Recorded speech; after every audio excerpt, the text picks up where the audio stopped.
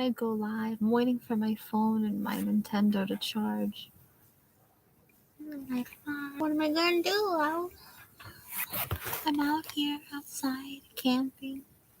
Thought I'd stay out here tonight because I got a mosquito net. And but we've been seeing little mice and baby possums, and there's kids around here, so I don't know if they're gonna fight and run around me. So it should be interesting. But it's so hot in my room. I thought this would be fun. I'll probably just be laying here. I don't have anything planned to show anybody. But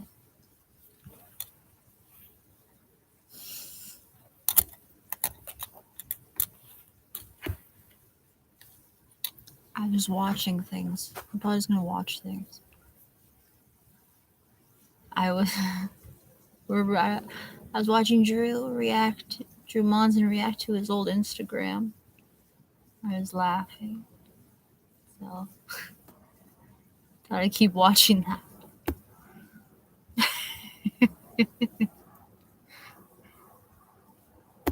Wore that same thing in a video recently and thought it was my first time, and now I'm learning, no, I already did that 7 years ago. Nothing ever changes. Again, not trying to roast myself, but I will say in this picture, what comes up for me is my hair. I would describe my hair here as it looks hard to brush. Does that make sense? Like, even with your fingers, if you'd meet a dead end right away, it would be like, oh, I'm starting to get a little bit insecure, by the way. I don't know if this will make sense, but these are like the screenshots that I would take to promo the video right after I posted it. And now when I post those, there's like 500 views after half an hour. And here there was 21,887. I wonder if I have all those same leg hairs, by the way. Like, do you think any of them have changed? That's interesting to me. But I will say for myself, I personally feel like I'm at a creative peak right now. Like, I feel closer and more proud of the humor that my videos have mixed with the seriousness. And looking back at those videos, I've talked about this before, they're too nasty. There's too much. Watch one of my videos from 2015. It's kind of gross. I'm very interested in the shape of my glasses around this period. I think those were kind of like in, but I've also always had a hard time knowing what is in. It reminds me, like, you ever look back at like SNL clips from like 2010 where Bill Hader, he's got glasses, like everybody's glasses were like very much just like a little strip across their eyes. I don't know what I'm talking about. Just the evolution of male celebrity glasses on film and television. Just guy stuff. If you guys ever want me to explore this topic in a video essay, let me know. I'm honestly down for whatever. This one actually makes me laugh. I forgot I wrote this. It's me with a bowl of mac and cheese and like a Diet Coke. I'm saying I had so much fun. Those were the only glasses we were allowed to wear. When I got glasses. Me, like, making all the mac and cheese. So I had the glasses. Drew, like what that. are you doing? I didn't have dinner yet. I'm nervous and this soothes me. Why don't you go to the bathroom, sir? A picture like this, by the way, that's my favorite picture of all time. Exclusively YouTubers, which now I have a policy. I won't do that. I'm putting it on a sweater. In my backyard, they were kind of scurrying around trying to get into my trash. You know how they are. I turned the porch light on. All of a sudden, they zoomed out of there. They're scared. But there would be these like photo shoots. It is kind of sweet looking back because it's kind of like something you would do like at a sleepover in 5th grade. And I think a lot of content creators are emotionally stunted. Just like having my hair done with my friends and then, oh my gosh, yes. And like deciding on the best picture and then let me turn the sharpness up. Oh no, let me get the lighting right. But looking back, it's like, I don't need that. Like, what is that doing for anyone? It's my favorite picture. Let's look. It's so Let's cute. See what There's it did his hair's in a little whoopty-doo ponytail. You wouldn't look bad at all. He's staring like this. So if you like it long, keep it long. I'm just trying to tell you that you look good no matter what. I'm sorry. No, you're not. I'm just getting angry about a 325 weeks ago. I would always, especially then, get those comments, like people wanting to queer eye me or something. Like, Drew, I honestly, there's nothing wrong with you, but if you just please put on a flannel, cut your hair, change a few things about your personality, I really think we could make something happen with you in the real world. I remember remember this. I really made lemonade out of lemons here because my glasses broke in the morning and it was so upsetting. But I realized that the way in which they broke, I could make it look like they were going through my nose. And I think like at least 5 people were like, wait, how did that happen? Like there's always somebody who's really stupid. Can you imagine if that was real? I'm just like on the news. They're like, here he is. I'm like, Drew, tell us about what happened. I don't know. Wow, I forgot I did this. I put a childhood photo of myself in a pot of mac and cheese, which is really just a part of growing up. Like I shouldn't have done that, by the way. Like that's an original. Like that's the 2x3 that my parents paid for on picture day. Those things are not cheap. Do you remember how expensive? It was crazy. They used to charge like $89 for a wallet photo of your son. And that was like 2004. With inflation, I can't imagine what it costs to keep your son in your wallet. Speaking of having your son in your wallet, do you think that any gas station in the country, like just to be fun, one time would accept a photo of baby Drew Monson as legal tender? If you were like, can I pay for the diesel with this, my good sir? And they'd be like, okay, let's pretend it's a Visa, but just this once. I still feel bad about this, by the way. By the way, my bathroom looks nice. There's something about the door, like the texture of that door. I don't have that door texture anymore. I got a flat door now. But I remember I found that shirt at Goodwill, and I thought it was funny. I just always wanted, like, comfortable white shirts. But I thought, like, oh, I'm clearly not this person. Like, this is the type of thing that someone who goes to the gym and talks about the grind would wear. And I took a picture with it, and I said, probably the biggest lie I've ever found at Goodwill, that every day is successful. And I got a DM from, like, an influencer. It was his merch, and he's like, hey, can we talk? And I never responded to it. He was like a fitness influencer. I think he just wanted to collaborate, though. He just wanted to spot me, honestly. I can't lie. There's something. I can't stop looking at this one. There's something powerful about it. There's something about it that makes me feel like I'm looking into the sun. Like, I had it when I was a baby. The new sun, that picture. Everyone's like, don't look into the Drew directly. They just changed the name of the sun into the Drew. My dad's like, yeah, tell me about it. That is the sun. Everyone's like, stop. See, I don't remember my life. Like, where was I in it? Like, why is there a walking stick against the wall? I'm, like, in a dirty warehouse. There's a long ottoman. I've got a tambourine. I'm not lying to you. I don't know what happened to me. Was I kidnapped and just making the most of it? Like, I'm just kidding, by the way. I think my mom lived there. It was a nice place. Okay, this, I don't mean to self-diagnose, even though I do, but I would classify these 3 videos of me dancing to Maroon 5 in a row in 2016 that I posted called I Love You, Adam Levine Parts 1, 2, and 3. I would call them a manic episode. I obviously can't play the song for copyright reasons, but you at home, the viewer, can turn on This Love by Maroon 5 on your streaming service of choice. Sync it with this and have some fun. I'll wait. Go ahead. Are you enjoying yourself? How are you, by the way? Good. This one I look like Salt Bae. I can't lie about that. That is straight up Salt Bae browsing a menu. I remember, like, you ever look so good in a picture, but it's also like, it's when I look like Salt Bae. I can't lie about that. That is straight up Salt Bae browsing a menu. I remember, like, you ever look so good in a picture, but it's also like, it's clearly not you. Like, something in the universe happened with angles and lighting and the scrunchiness of your... Wow. No, I don't know. Can I just say, for this one, when you hate a picture, I would have been a good Pennywise like, this is a good in the picture. new Like, movies. almost like that's, so this is what I look like? The guy who plays the evil clown Pennywise, Great. He is good.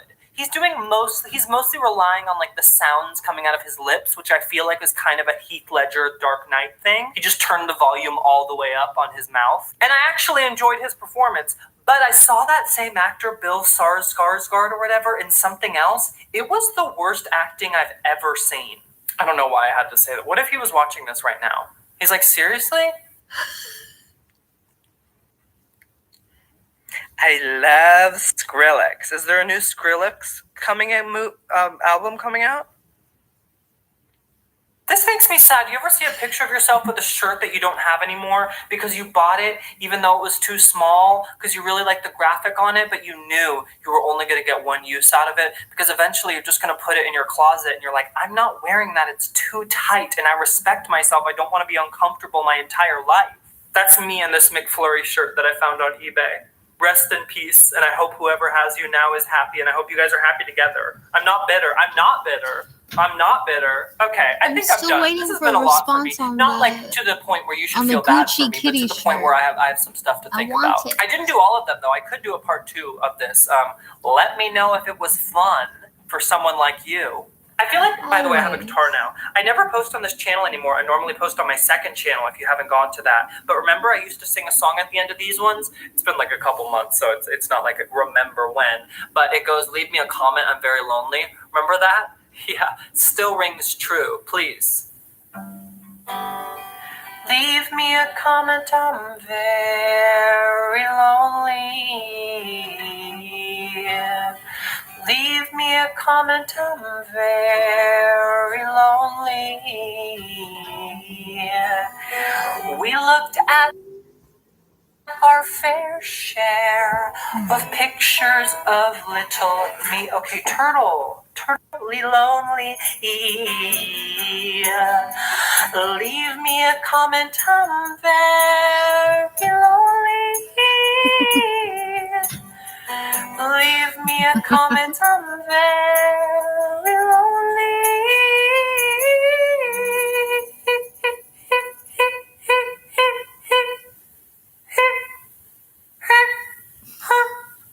How long would you watch if I just kept doing that?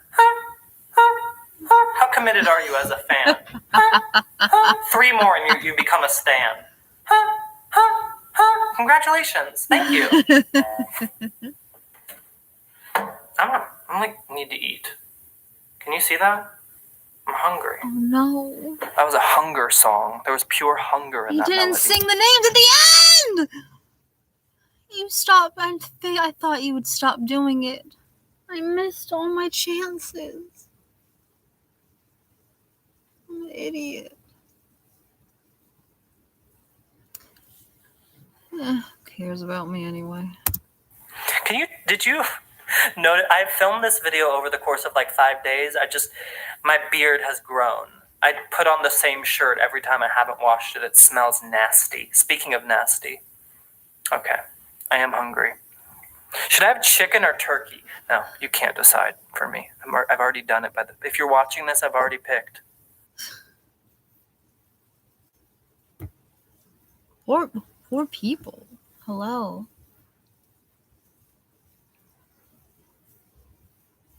How are you?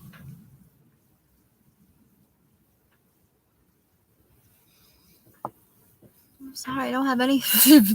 You all leave. Well, yeah, I don't have anything to say. I'm just gonna be sitting here though. If anyone wants to come back.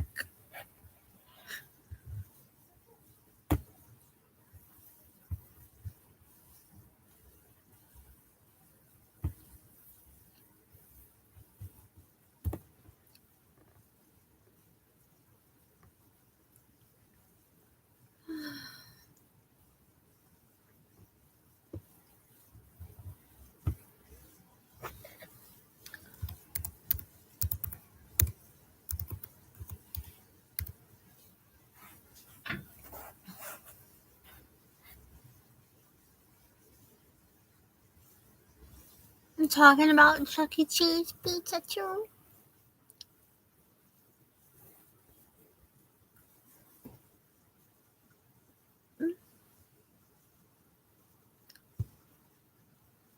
Did you guys hear, maybe a couple years ago now, there was a big to-do on the internet about customers of the children's restaurant/arcade Chuck E. Cheese being concerned that Chuck E. Cheese franchises were recycling pizza. They were taking like uneaten slices off of stuff, like whole pies that they served, and then just like recombining them to make new full circles. Is that what the thumbnail looks? There's no like evidence. There's no like video of this happening that I've seen. There's no like hard evidence. But if you do an image search for, just type in Chuck E. Cheese pizza. I'm putting the link for you guys so you can click right to it. If you just do an image search and you look at pictures, even pictures that like show up in promotional stuff, there are pizzas being served at Chuck E. Cheese clearly look like they don't match up quite right. weird.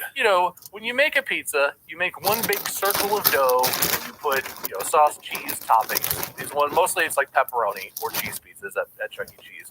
But then when you cut the pizza into slices, you cut it all from one circle, right? So it's like the slices go together like a puzzle. It makes sense. Well, unless you order half large pepperoni, half small cheese. Which is legit. You can order half and half, and it would... I've never done the small or large. I mean, but like, no, your point though. Yeah, if it's like half pepperoni, half cheese, the halves don't go together. But the slices within each half should still kind of look like they belong next to each other. And there's just a lot of pictures of pizzas where like the crust is slightly different colors and the edges don't really line up. Do you have a picture of this? You put in Discord? It's in the Discord, yeah. Oh, but literally, if you just Google Chuck E. Cheese pizza, that's it. Some of the pictures that come up, you look at it and you're like, that really doesn't look like all of those pizza slices came from the same circle of pizza. And like, there's no truth to this whatsoever. Probably. Interesting. But also, that is. I could totally believe this. It's so weird. Even this one, like halfway down, it's all pepperoni, but one pepperoni slice is like, I don't know, 15% smaller than the rest. Yeah, well, right. It's like when you cut a pepperoni pizza, Yeah. sometimes your cut goes right through a pepperoni. It cuts it in half or into two pieces that should go together. And each slice will end up with some amount of that pepperoni. It's just weird. The crust color is different. The shape, the size, the length, and the angle of some of these pieces doesn't match up. And I can totally understand if they're serving half pizzas, you serve half the pepperoni and half the cheese, and then someone orders a whole pepperoni, and maybe you have two halves of two different pepperoni pizzas. You stick them together. But some of these are still just like, that's not how that works. That don't look right. Yeah, what I could see is like, buffet style pizzas where they have multiple pizzas of the same type in the line. That could be something that's associated with it where they have an option to go get a slice or multiple slices and they assemble a pizza together. I haven't watched this food theory video based on it, but that's probably going to be an entertaining watch. Good evening, gentle listener, and welcome to Distractable, a Wood Elf production with your hosts, Mystical Mark, Bacchanal Bob, and Wolfish Wayne. This week, the Preternatural Pack prattle all on the about nice the things anyone's ever said to me. From the Afang to the Thank you, Yeti, John. and every fanged or clawed being between. Yes, it's time for Cryptids Are Scary. Please prepare thy protective duvet and enjoy the show. Titties. Nipples. Titties. Areolas. Milky milk holders? Milky. Grumbellas. Gremlin. I wish there was a picture to look. I wish I could see the faces. Fleep sacks. Trying to make new ones. I don't know. I don't want to play anymore. Scramblonies. Shambambles. Mom identifiers. Mom identifier. I don't think that's right. Is that not how you greet your mom? Mom, your tits are looking marvelous today. That's a honk of greeting just to confirm it is who you think it is. Hey, what's the big eye? Oh, I didn't realize you were a mom. Excuse me. I can tell by the size of your bombalos. You're a mom, aren't you? You're a mom and a half. Yeah, my God, this is horrible. This is horrible. I'm deducting points. Whoa, hey, we're not even doing a thing yet. Hey, come on, calm down. No. Take that, Bob. It's in Will's hands now. There's no prologues in this podcast. This is just warm up. Anyway, all right. This is Distractable. Welcome to our illustrious podcast. I am your host, Markiplier. Beautiful. Really? That's how you call I yourself. already heard this I mean, one, but it's this kind of seems like a confusing fitting. thing. I look at myself The in the mirror and cryptids I are really don't scary. know what to refer to I myself was supposed to host this week. I won. Whatever. That's what? That's just not Maybe true. we'll see a I declared cryptid myself the tonight. winner last time. What? Wait a minute. Okay, were you the host last time? No. Then that means nothing. Well, as the new host, I declared myself. I was able to retroactively make the rules. Oh, shit. He's jealous there, Mark. No, he doesn't actually, because I am the host now, and I declare that he does not got us. Oh, okay. Whatever. Just host. They're making a good one. Yeah, I will host. Thank you very much. And not only am I the host, I am the judge. Oh, The you judge. did great. You won. You deserved it. Thank you.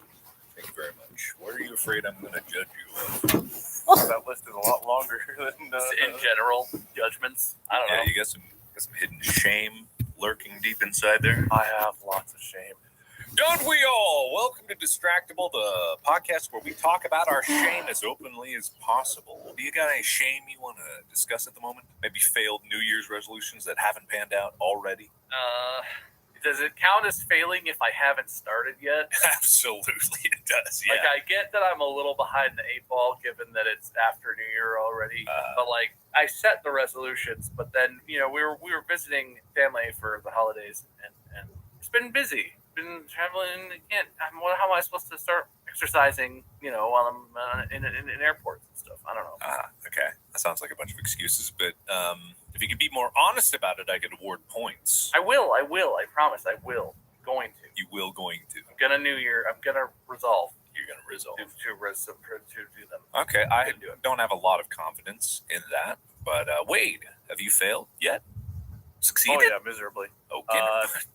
My resolution, I think, was to have a resolution. I think that's what it was, and unless that resolution in and of itself counted as a resolution, in which case I would have passed by default. I came up with no other resolutions other than I thought about I should eat healthier, I should exercise, I should get some other stuff done, I should get a car. But F that noise, am I right?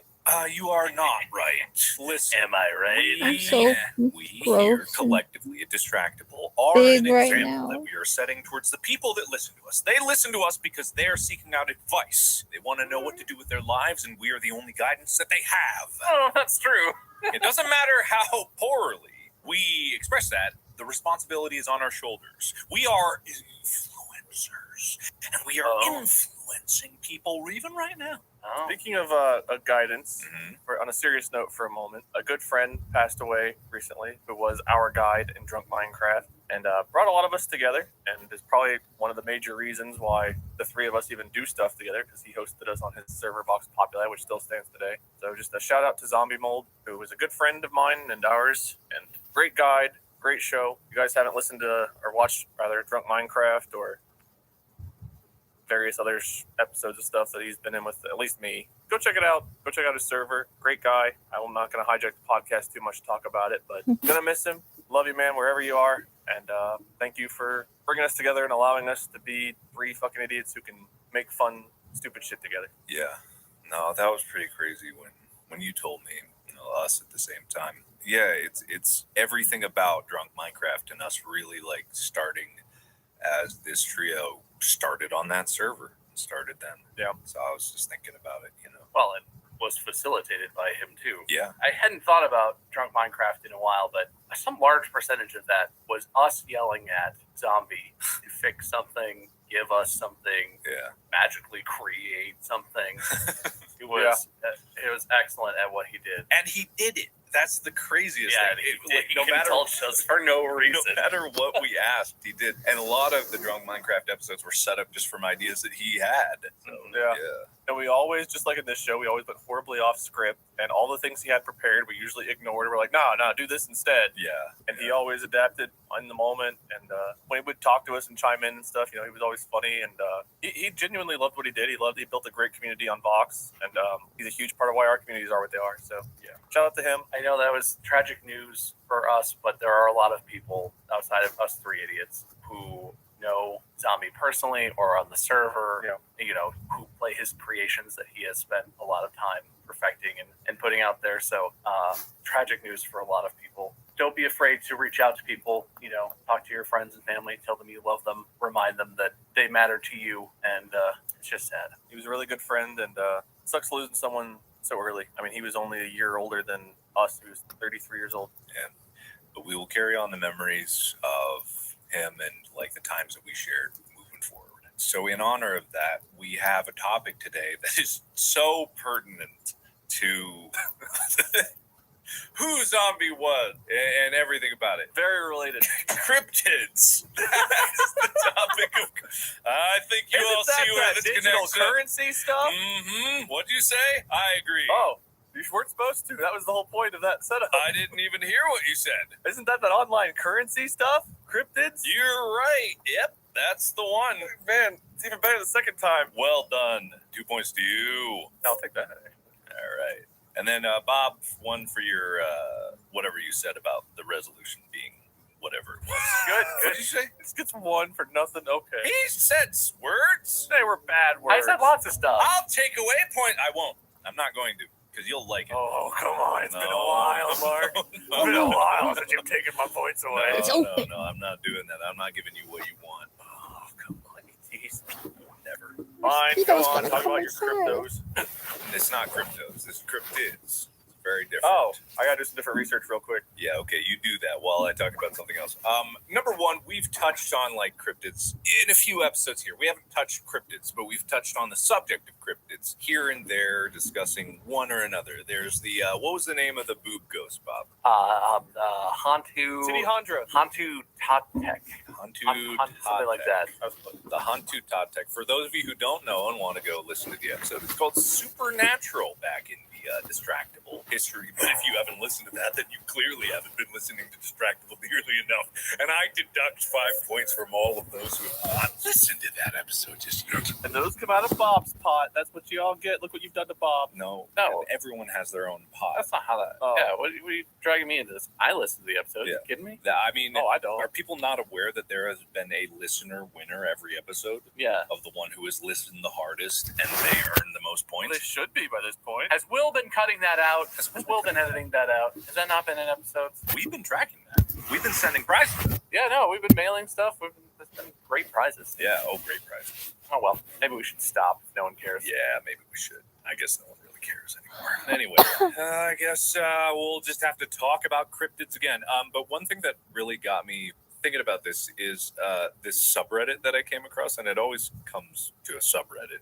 for some reason. Mhm. But it's not a cryptid subreddit. It's a subreddit called Distressing Memes. And the reason that I bring this up is because I actually found this subreddit after you told me, Wade, about Zombie. I was staying up all night, and for some reason I was scrolling Reddit because I couldn't sleep, and then I came across this subreddit called Distressing Memes. And I don't know what it is about it, but it is so captivatingly disturbing, some of these memes. I can't exactly tell you about it. I just looked up one. I've got an example. Yeah. The very first one I see, it shows it looks like the dude from The Incredibles, Yeah, the main dude, 4 of him sitting on a couch. Bob. Yeah. And the caption is "Family enjoying a good movie." Next image, random sex scene kicks in. They look slightly uncomfortable. It's a home video. They go black and white. Neither of you recorded it. TV goes static. They never stop screaming, and the images just get more and more horrific of them sitting there the whole time. And the final one, just him like a skeleton. Yeah, there's a specific audio that I want to play for everyone at home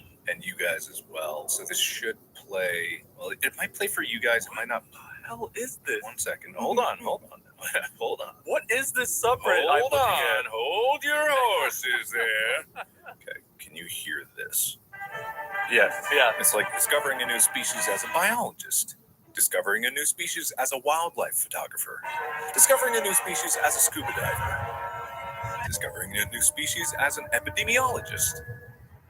Discovering a new species as a chef. Discovering a new species as a surgeon.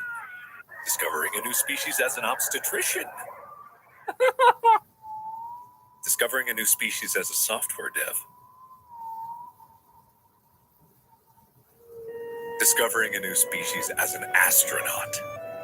But yeah, so it's kind of weird how this all does. Discovering a new species as a surgeon is the worst. The one thing that got me to go to bed was literally browsing memes, because it's funny, right? Like, these memes are kind of funny, but they're also scary. And so for some reason, when I was up and I was looking at these memes, I've looked at scary subreddits before. I've looked up cryptids, and I've been up late. I felt like something was watching me. I legitimately felt this presence standing behind me.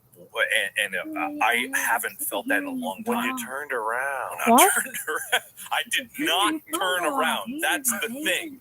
I legitimately felt like something was directly behind me, looking at me, breathing down my neck, and I made a beeline right for the bedroom. I did not turn around. I closed the doors behind me as I went. You did not turn around. I did not turn around. And I haven't felt that in years. I play scary games every day, pretty much. much. I've been playing them for 10 years straight. I have become desensitized to scaring myself, and yet these distressing memes somehow made me so scared that I had to run to bed. Some of these are nothing. Yeah. Some of these are goofy, I which love that. I have a tangent You I want to ran talk to about in a bed. second. Some of these are deeply distressing to me. Yes. Yes, they are. Yeah. It's impressive. It's impressive. Side note, though, Mark, are you on the TikToks? I am on the TikToks, yes. Did you know that your old and or current outro music is having a weird resurgence on TikTok?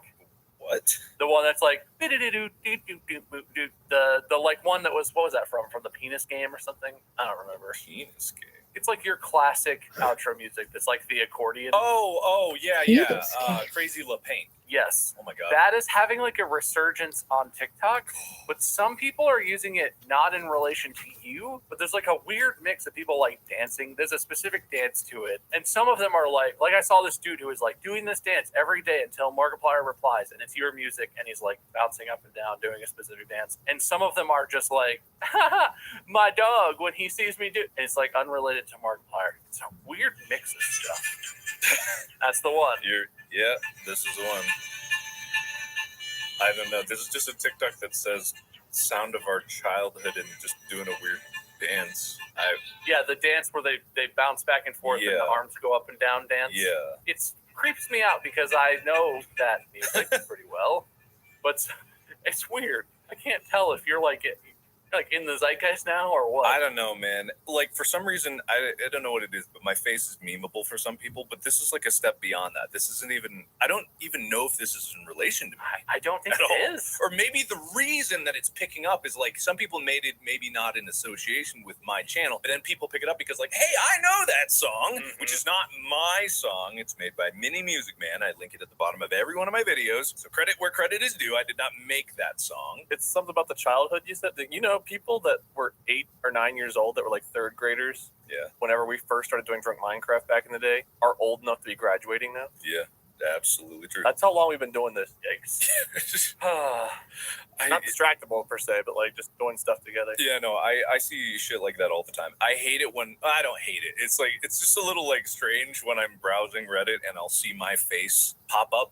for no reason. Like recently, there's this one Photoshop that someone made of my face on Buzz Lightyear from I think the new Buzz Lightyear movie thing. Yeah. And it just has like the German S thing there, and it's just like I thought Eve died in like 2017. Like I'm seeing it, and it had like 80,000 upvotes. I'm like, what even is this? Like, why does this exist? I've been scrolling the subreddit. The subreddit, right? So it's why is this so creepy? Is it because memes are like a familiar thing, and to see them, I've never really seen scary memes. You know what I mean? I've always thought, I'm not an expert on this at all, but a lot of the subreddit is those images where it's super grainy. It's like, it's as if you're in a dark room and you're looking into the darkness and your brain or whatever, your eyes are like frantically trying to put things together. And like, I don't know if this happens to anyone else, but I don't like scary stuff. And I get easily freaked out by like being in a dark room, hearing a sound. Some of the scariest stuff that's ever happened to me was laying in bed. It's completely dark. I had, on 2 different occasions, I had an auditory hallucination that sounded like it came from across the room. Just thinking about it now, my eyes are welling with tears. One of them I specifically remember, I still don't understand because it was a woman's voice. Yeah. It was not a woman's voice that I know. Oh, no. It wasn't like Mandy's voice or my voice. Well, I'm not a woman. My mom's. I was laying in bed trying to sleep. It's like late at night. I'm super tired, but I can't sleep. I'm kind of an insomniac kind of person sometimes. And I just hear from across the room, like, I think she said, "Hello, are you there?" And I straight up thought someone had broken into my house because it was a full-on like audio psychosomatic hallucination from my own brain. I did not sleep for 2 days. Like I got up, I walked over, I looked, couldn't fucking, like, it's that thing of like staring into the darkness and you see a little something move or you see a face. I feel like these memes are playing on that, right? Because it's something that's supposed to be funny. You're sitting and you're like, ha, and then it progresses, or it just is like a jump cut and your brain is like, no. Yeah. I don't know. There's something, to me, it connects to that. Yeah. Because that's the scariest shit to me. Yeah. It's like there's such a trained expectation with memes. It's like, yeah, this might be funny or it might be stupid. There's really not the expectation that it's going to be something terrifying or just like plain old disturbing. So yeah, no, I think it's fantastic. I really like him. But what is that fear that it brings up that I have not felt in a long time? Like I know the feeling of like being creeped out by something, but I haven't been forced to run out of rooms since I was a kid, running up from the basement after turning the light out at the bottom. Like that's how I ran to bed. That's what I did. That's the worst. That's the worst. Oh, did you have that friend, or were you the guy who had your basement light was a pull cord in like the middle of the basement? Oh yeah. And there was no other light to leave the basement. You have to like pull the cord and then sprint through the darkness to get up the stairs. That was literally the basement at my last house. We filmed doing Honest videos down there where there's literally a pull cord at the bottom and you have to pull it. Oh, gross. Yeah, it's great. I have had this weird thing like the last month or two where I feel like there's someone living in like the attic or the walls of our house. And like Molly has like a walk-in closet kind of thing because whoever owned the house before us redid the bathroom upstairs and like made space for a walk-in. And in that walk-in closet, there's like one of those attic access points where it's like the wood panel just lays there. And I swear one of the days it was like slightly unhinged. And neither she or I have messed with it. I don't even think we could reach it without like a ladder. That room's really high up for some reason in that closet. But like there are nights where I'm like watching stuff on my tablet, and we keep our bedroom door cracked open so the cat can run in and out. And I remember we had like the Christmas tree on, and I was watching something on my tablet, and so the lights from the Christmas tree downstairs were still like reflecting, so I kind of see like the cracks of the door, and something like passed by way taller than the cat would be, and I like saw the shadow move past the crack of the door. Don't like that. And that was after I already had the feeling that someone else was living in our house with us, like in the walls or attic, and just like my ability to fall asleep at night has been so impaired by that. So we've got this from Mark. I'm curious where you land on this, Wade. Mark already described, if you were alone, like in Wade's situation, and you saw that, Mark, you saw something pass by the door or whatever, you saw a shadow. Yeah. From what you described, I assume your reaction would be like, whoop, put the tablet down, pull the covers tight, like bedtime, going to sleep, ignoring that. Is that fair? Or no, you turned actually, and ran in the other situation, like you, it didn't look back, right? I didn't hear anything or I didn't think. It was purely based on a feeling, right? If I saw something outside my window, I would pick up bed knife and go check and make sure. You know what I mean? But like I've heard noises in the night and I get up and check it. But it's something about that feeling of something specifically on the back of your neck. There's some psychosomatic thing that is directly tied to a feeling of paranoia. And paranoia can be the same thing, but it's like there's something very specific of that. Like if I don't run right now, I am going to get eaten alive. And it's probably primal, probably very like rooted in biology, but man, there's something about it. So, but if I saw something out the window, I would go check it. This was out the window. This was a hallway outside the door. But the thing is, like, anytime anyone's walking around there, you can hear it. There was no sound. So obviously it was probably a trick of the light or something, but love it. In my brain, it's like, whatever it is, it's not human. Well, so what did you do, Wade? At the time, I was kind of warm, so I had like a leg out from under the blanket, and I was sitting there like looking at my tablet. So what I did was I immediately put my leg under the blanket and like pulled the covers up closer over my shoulders, laid on my side like watching my tablet, but I had an eye like looking at that doorway the whole time, like just in case I saw movement again. In which case, my plan was throw my tablet at them and charge and hope I could take whatever it is out before it could kill me.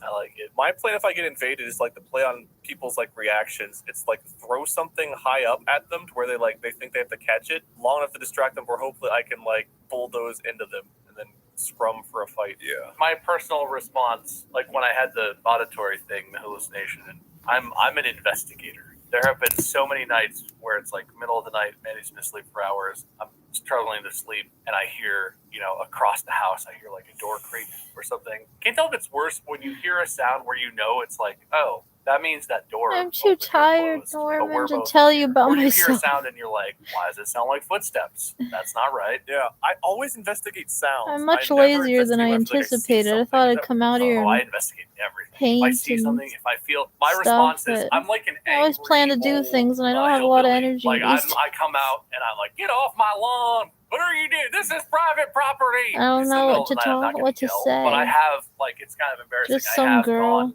I'll go and close the bedroom door, and then I'm kind of like, I hear you. Yeah. Like, just to see, you know? But, like, I'm the guy in, like, the horror movie who's, like, the first one to die because someone's like, oh, I saw a creature. And I'm like, oh, a creature, huh? I'll figure this out. I'm like, hey, what are you doing? I trust my ears a lot more than I trust my eyes. So I feel like if I see something, I'm just like, okay, I just imagine that. But if I hear something, it's like, no, I heard something. I don't know. That's my reason. You gotta figure out what it is, man. You gotta investigate. And you gotta bring a weapon. You gotta bring a heavy phone. Heavy phone. I have the big iPhone, right? It's pretty heavy. If I really huck this or hit someone with this, I'd hurt. Oh, yeah. I would do some damage. Oh, yeah, absolutely. But there was this other situation that's kind of related to this, where I believe I was just finishing up a recording or something, and I was step out of my office, looking for Amy, probably seeing what she wanted for dinner or something like that, and I turn around because I hear her voice calling back to me, and I turn around to the bedroom, and I go towards the bedroom, and I look in, lights are off, and I'm like, what'd you say? And she says whatever she said before, and I'm hearing it from the bedroom right in front of me. Definitely 100% there isn't a shadow of doubt in my mind that the voice is coming from in front of me. And then Amy calls to me from the other side of the house behind me, asking what I said when she just responded to what I said in front of me. And I literally the shiver of cold runs through my body and my skin crawls, because it wasn't so much that I even realized that something was weird, or I thought of like that, oh, it's like a cryptid, a skinwalker or something like that. It's just like, it was such a sense of like, that's not right. And then I turn around and I see Amy all the way on the other side of the house, as far away as she could possibly be. And when she's talking, I'm hearing her as if she is on the other side. And I just like feel this creeping sense behind me, and I have to run over to her and I look her in the eye and I'm like, were you just in the bedroom? You run like, she was like, no, I was not over here. And I cannot explain to you, because we tried her standing where she was when she spoke, and I couldn't hear it from where it was. It was just like, I was convinced that there was another version of Amy in that bedroom that was trying to lure me in and kill me. Or the Amy that I'm talking to right now is the skinwalker, and I don't know if she's real. So, yeah. No, I had a similar phenomenon where I didn't hear Molly talking. I'm gonna but I get was you. downstairs on the main floor on the couch, and like I heard her upstairs moving around. I was like, okay, well, she left her office. Sounds like she's getting ready to like go somewhere. It sounded like she was walking around like in our bedroom to our bathroom, maybe like put on makeup or something. And then all of a sudden, I hear the garage door open, and she walks in from the garage. Yeah, That's not what you want. and it's like the very clear pattern of like someone walking from her office to the bedroom is what I heard. And then nope. Oh, dude, I'm alone in my basement right now. This is not comfortable to talk about. Yeah, no, I'm uneasy. I'm very uneasy. Yeah. I'm uneasy. I mean, what's the problem? This is distressing.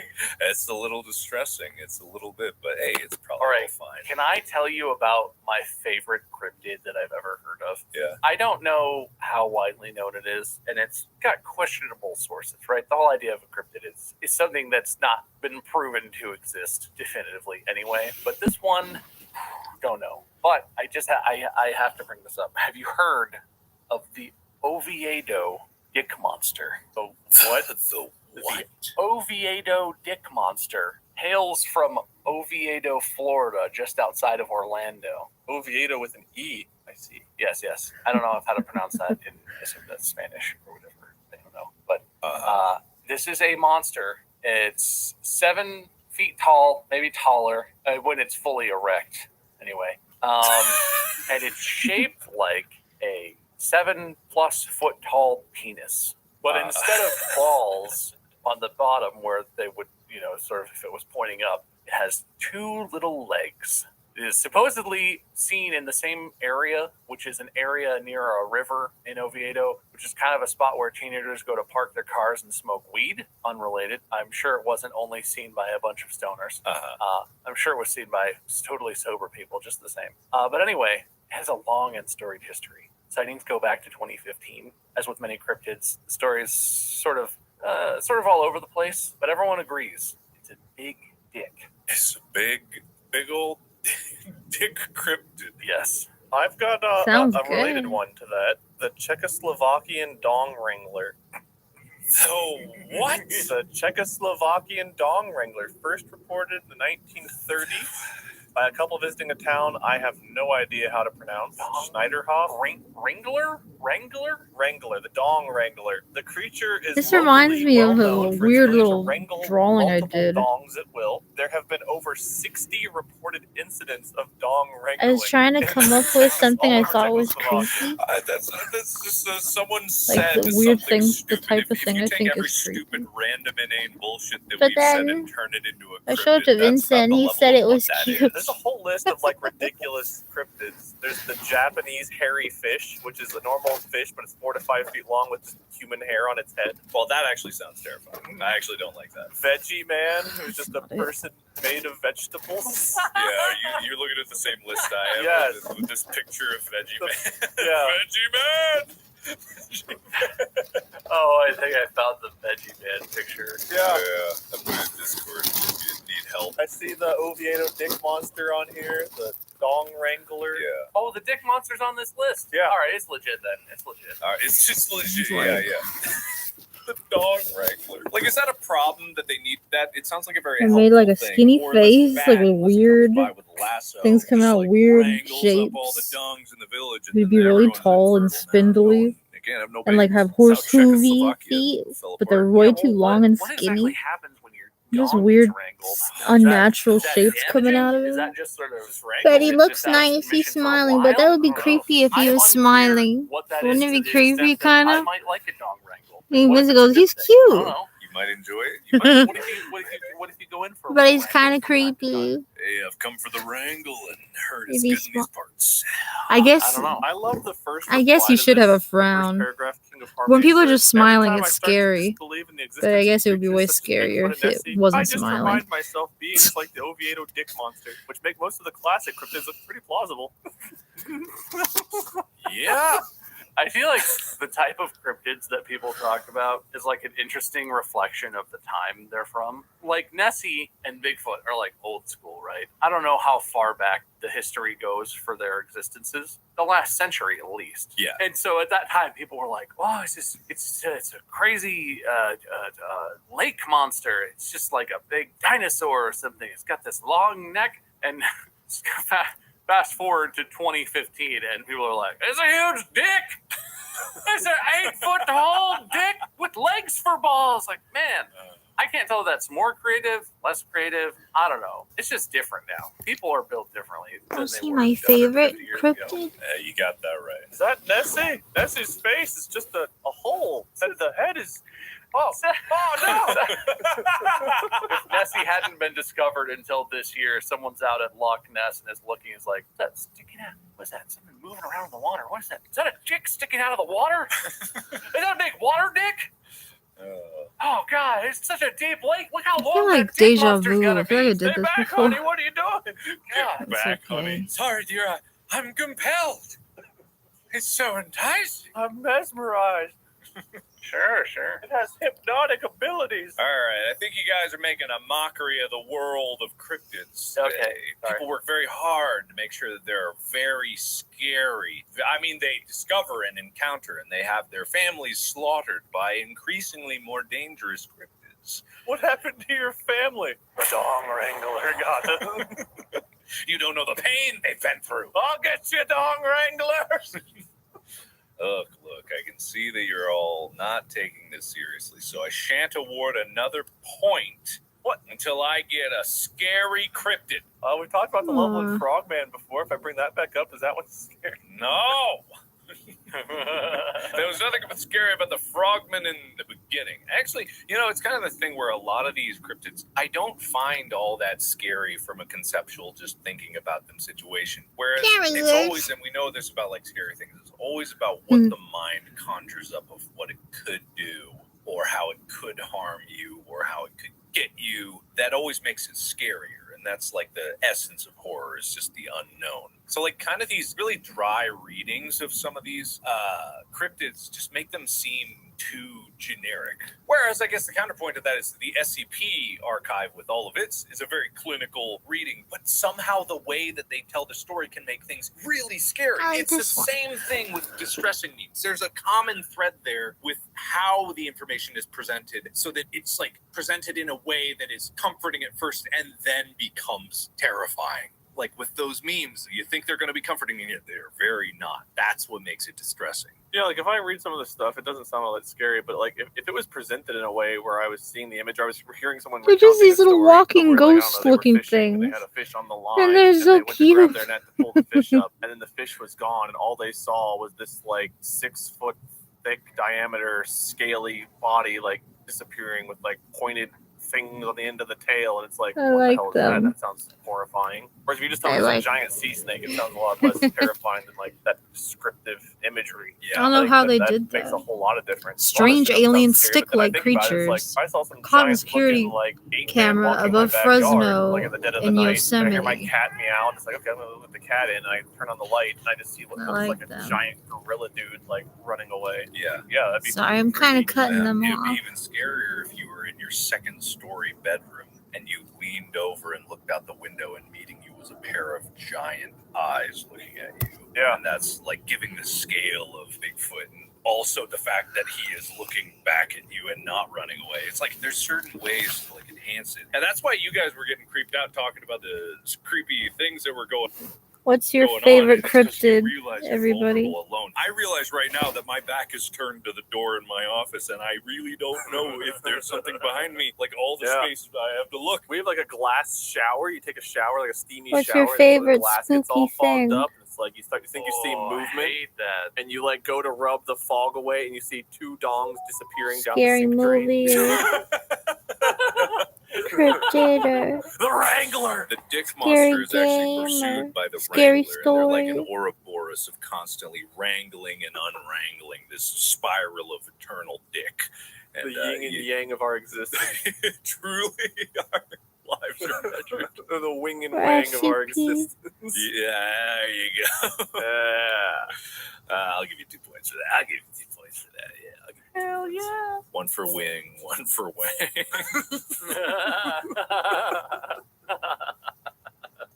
I guess the creepiest thing, I talked about this before we started recording this episode, is a couple weeks ago, I was outside with the dogs, and they were just like standing, not sniffing or going potty or anything. They were just standing on the sidewalk, and Presley turns around and looks at me, then like looks up. But before he'd even done that, I felt like something was watching me, and like I felt the hair on the back of my neck stand up. Like I felt that thing you were just talking about earlier, and like I slowly turn around and I look up at like the side of the house and the roof, and I see and hear nothing. But like that made it even worse. I was hoping there was at least like, I don't know, a giant spider or a bird or a bat or something. There was just nothing. Yeah. But he was just sitting there staring. Like it was like he could see something. He was staring at something in a place he never looked, and I felt like there was something there. Yeah. Oh, yeah. Chica's done that before. Just staring off into a corner of darkness that wasn't Yeah. just there and nothing to it before, but it makes you wonder what the hell she's seeing in the darkness. Yeah. So, Mark, you've played a lot of scary stuff. You do this a lot. Do you feel like what gives you that hair on the back of your neck feeling changed?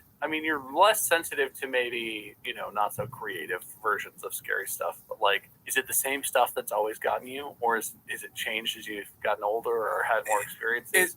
So I feel like it's the same for me. I don't feel like I've changed, but I also don't subject myself to an excessive amount of scary media. I don't really like it. It is kind of the same thing, but I think the reason why some things aren't as scary as others anymore is just because I've seen all the tricks. So a game is the least scary to me when I kind of like can predict what it's about to do, and then it becomes routine. What scares me just as much as previous things is, well, I mean, jump scares because they're surprising, but what really gets that tingling on the back of the neck, the feeling like something is standing behind you and you don't know what's happening, is a game that can surprise me like that. And it can be even more scary because I can assume that something's going to happen. And as soon as it changes, I'm completely off put because I should be an expert in this. And I'm just as scared as I was many years ago with my first games. Like Amnesia: The Dark Descent was a great example of that. Going through that game in the beginning, I hadn't really played a lot of horror games. And just going through the first few levels had this sense of, I don't know what to expect. All I know is that people play this game and run and scream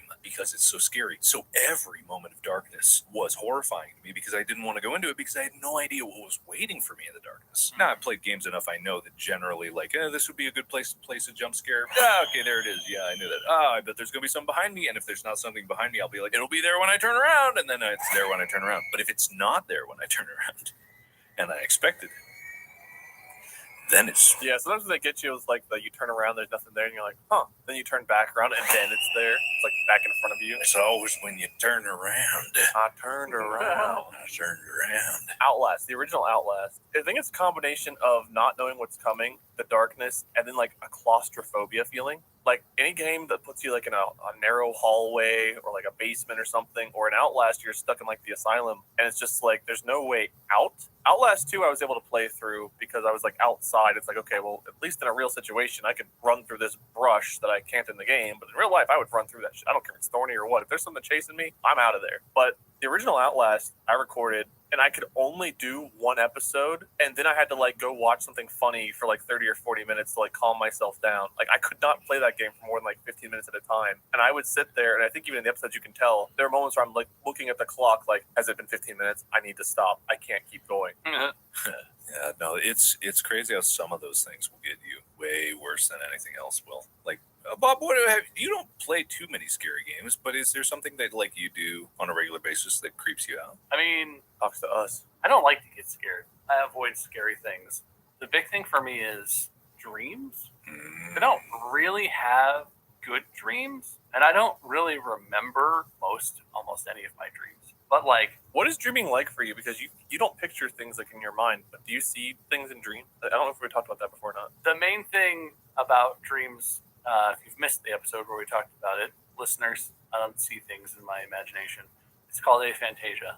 But the main thing is, it's like I wake up like I was just living something, and I wake up and all I have is the emotion. And I guess it's my version of nightmares. It happens a fair amount where I wake up and I just have that like clutching in my chest feeling, like I was being chased or like I was about to die or some crazy shit was, and I just wake up and I just jolt awake with like,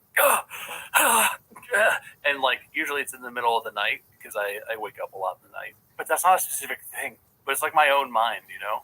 I don't know. Yeah. Also, the house we live in right now has like a crawl space house. So the floor is not on the ground. There's like a 3 or 4 foot tall space between the ground and the floor of our house itself. It makes the floor kind of echoey, right? So if I'm in like one side of the house right now, I can hear Mandy. I'll hear like, oh, she walked to the kitchen. She walked back to the living room, whatever. But the floor doesn't care if you're a human or a dog. And the dog walks around. She'll just go do stuff. It scares the shit out of me. Because I'll hear like rumble, like, okay, Mandy's in like the bedroom or something over on my side of the house. And then also I'll hear the door slam. She just went outside. And it's just a weird thing of the house. It's kind of an old house and the floor is kind of like rumbly, creaky. But I'm a baby. I get scared super easy.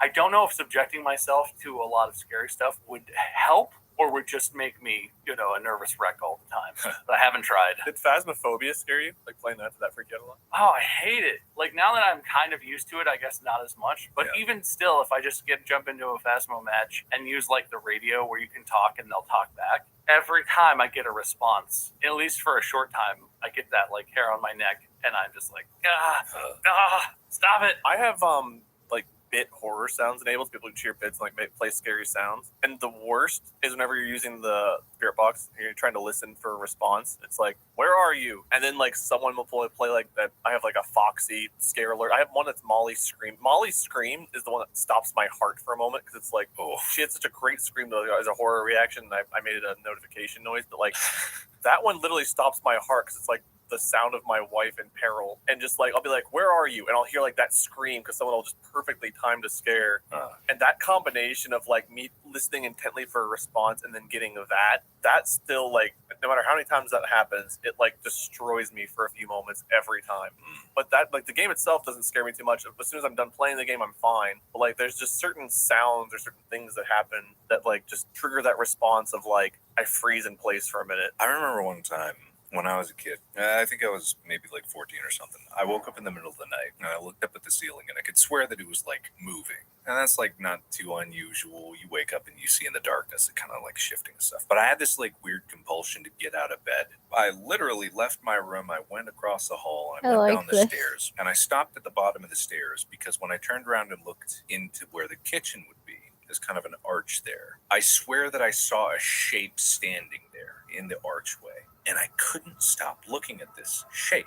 It looked like a person. It had arms and legs and a body and a head, but I couldn't make out any of the details. And Well, I you're was brave looking at enough it, I to was go moving draw it. around, I was getting creeped out, but I wasn't like fully scared of it. And it wasn't until I went back upstairs and grabbed a notebook. For some reason, I grabbed a notebook and a pen, and I went down to the bottom of the stairs, and I sat on the wall opposite of this archway to the side of the stairs, looking into the darkness, because it was so hard to like coalesce this thing. I couldn't tell if I was sleep deprived or something like that. So I actually sketched out what I saw on paper, like just scribbled outlines of it. And what I made just literally looked like the scribble shape of a person standing there. And I looked down at the paper, but when I looked back up at the archway, all of a sudden, it was like solid matter. There was just a solid black shape of a person standing there. It was just like rough, loose outline before. It was like as convincingly real as I could possibly explain.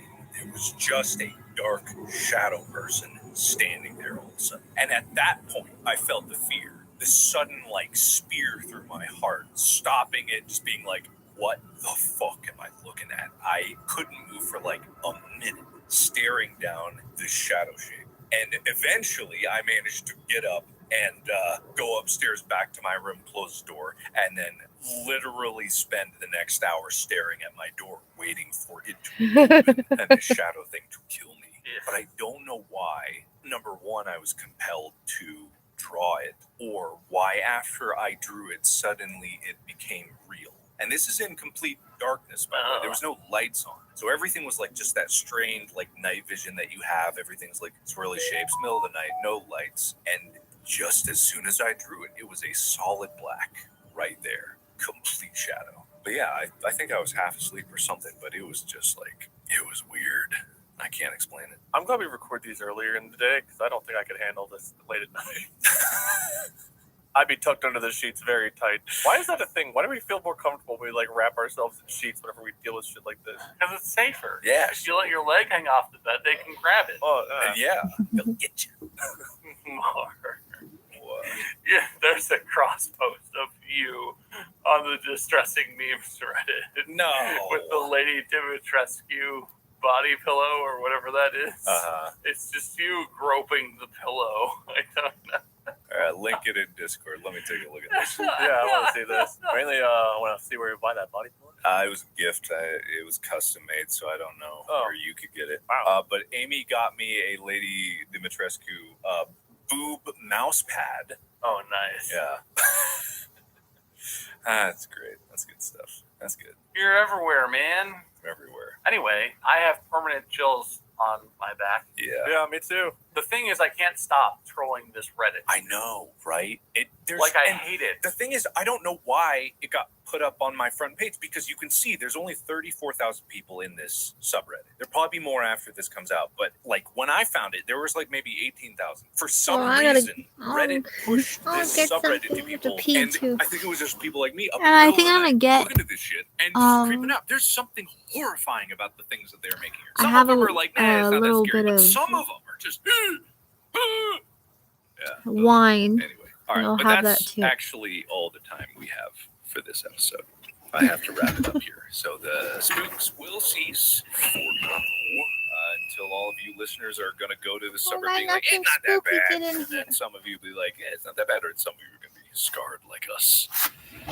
Thank you. It's scarring. That subreddit is scarring. It is a little scarring. Let me tabulate the points here, Bob.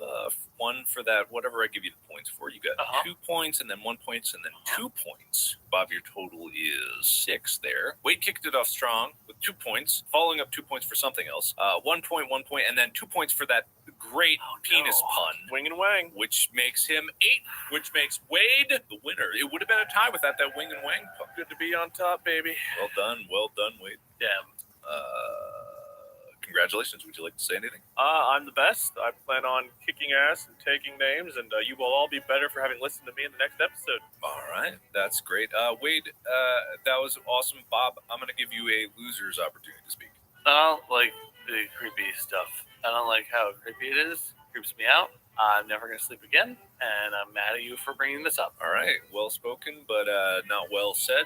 So thank you, and congratulations for losing. Thank you, everybody at home, for listening. with your ears and being a part of this. And just remember, there definitely is not something standing behind you. And if your back is against a wall, there's definitely not something looking at you from your window. And if you don't have a window in your room, there's definitely not something on your ceiling staring at you.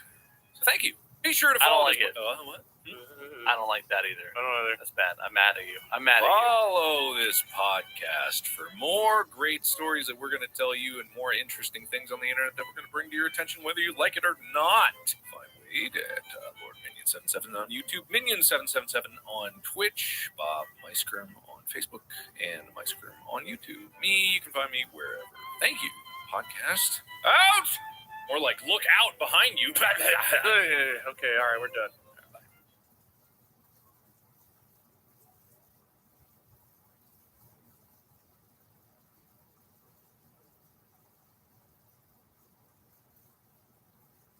Good evening, gentle listener, and welcome to Distractable, a Wood Elf production with your hosts, Bob, Mark, and Wade. This week, the menage a trois propound and astound with tales of things that go hump in the night. Sorry, that's bump in the night. The supernatural. Please gird thy loins and enjoy the show. Hello and welcome to the Distractable Podcast. Here we discuss anything that interests us and compete to see who can bring the most captivating stories to the table. Whoever brings the most interesting story, as judged by me, will be declared the winner of the podcast and will earn the right to host next week's episode and play the role of judge. Today, I'm joined by Bob Meiskins. Oh, by the way, I'm Mark. Hi. Hello. How are You you? interrupted my intro with your intro, but that's okay. I'm here too. It's me. Okay.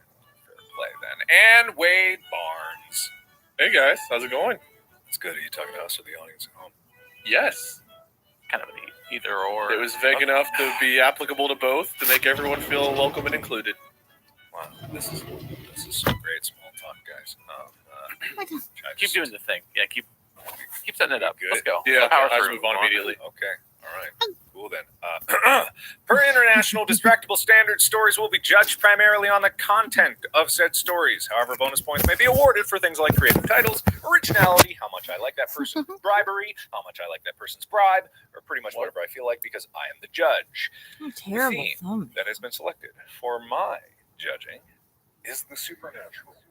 So please give me your story title so that I may select which one will go first. My story is titled "Seasons Don't Fear the Reaper; They Fear the Titties."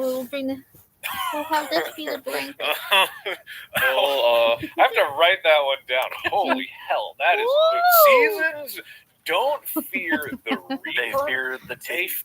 You know, I like to pretend I'm Lady I don't Dimitrescu even care here, if right? that's related to So the we're in supernatural. love. That is a stunning Can I title. just concede without sharing my No, title?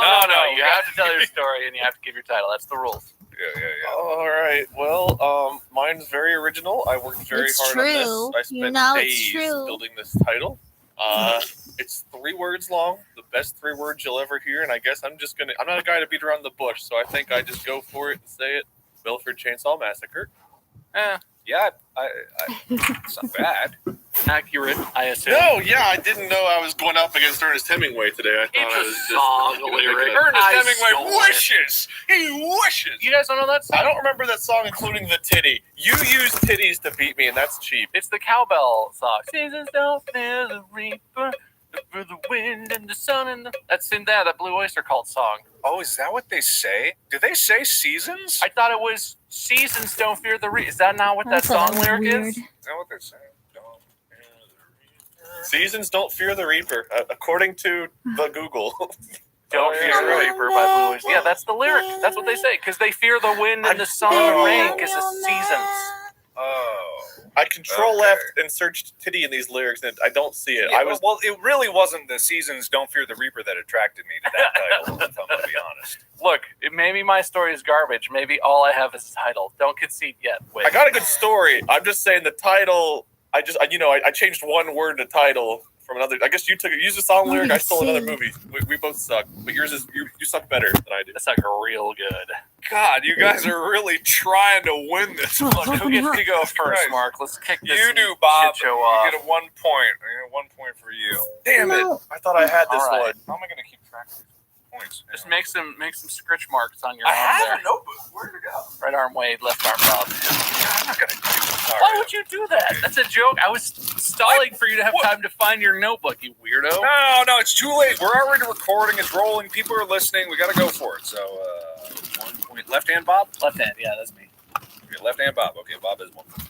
Okay. Oh. So again, title of my story: Seasons don't fear the reaper; they fear the titties. See the trees? You gotta have some So I'm 8 years old. It's the summer, no school. I'm out in the neighborhood, my friends riding our bikes off curbs, jumping off makeshift ramps, whatever kids do with bikes, right? Having a hell of a time. And suddenly I realize, with an absolute jolt of terror running through me, the sun is starting to set. It's dusk. I had dinner, I came back out, I've been having so much fun, I lost track of time completely. And my mother has warned me that if I'm not back in the house by the time the sun is fully set, a terrible apparition is going to come after me. You invented this, or your parents told you about this? My parents used this to scare me into behaving. When I remember this, I am shook all the way to my core.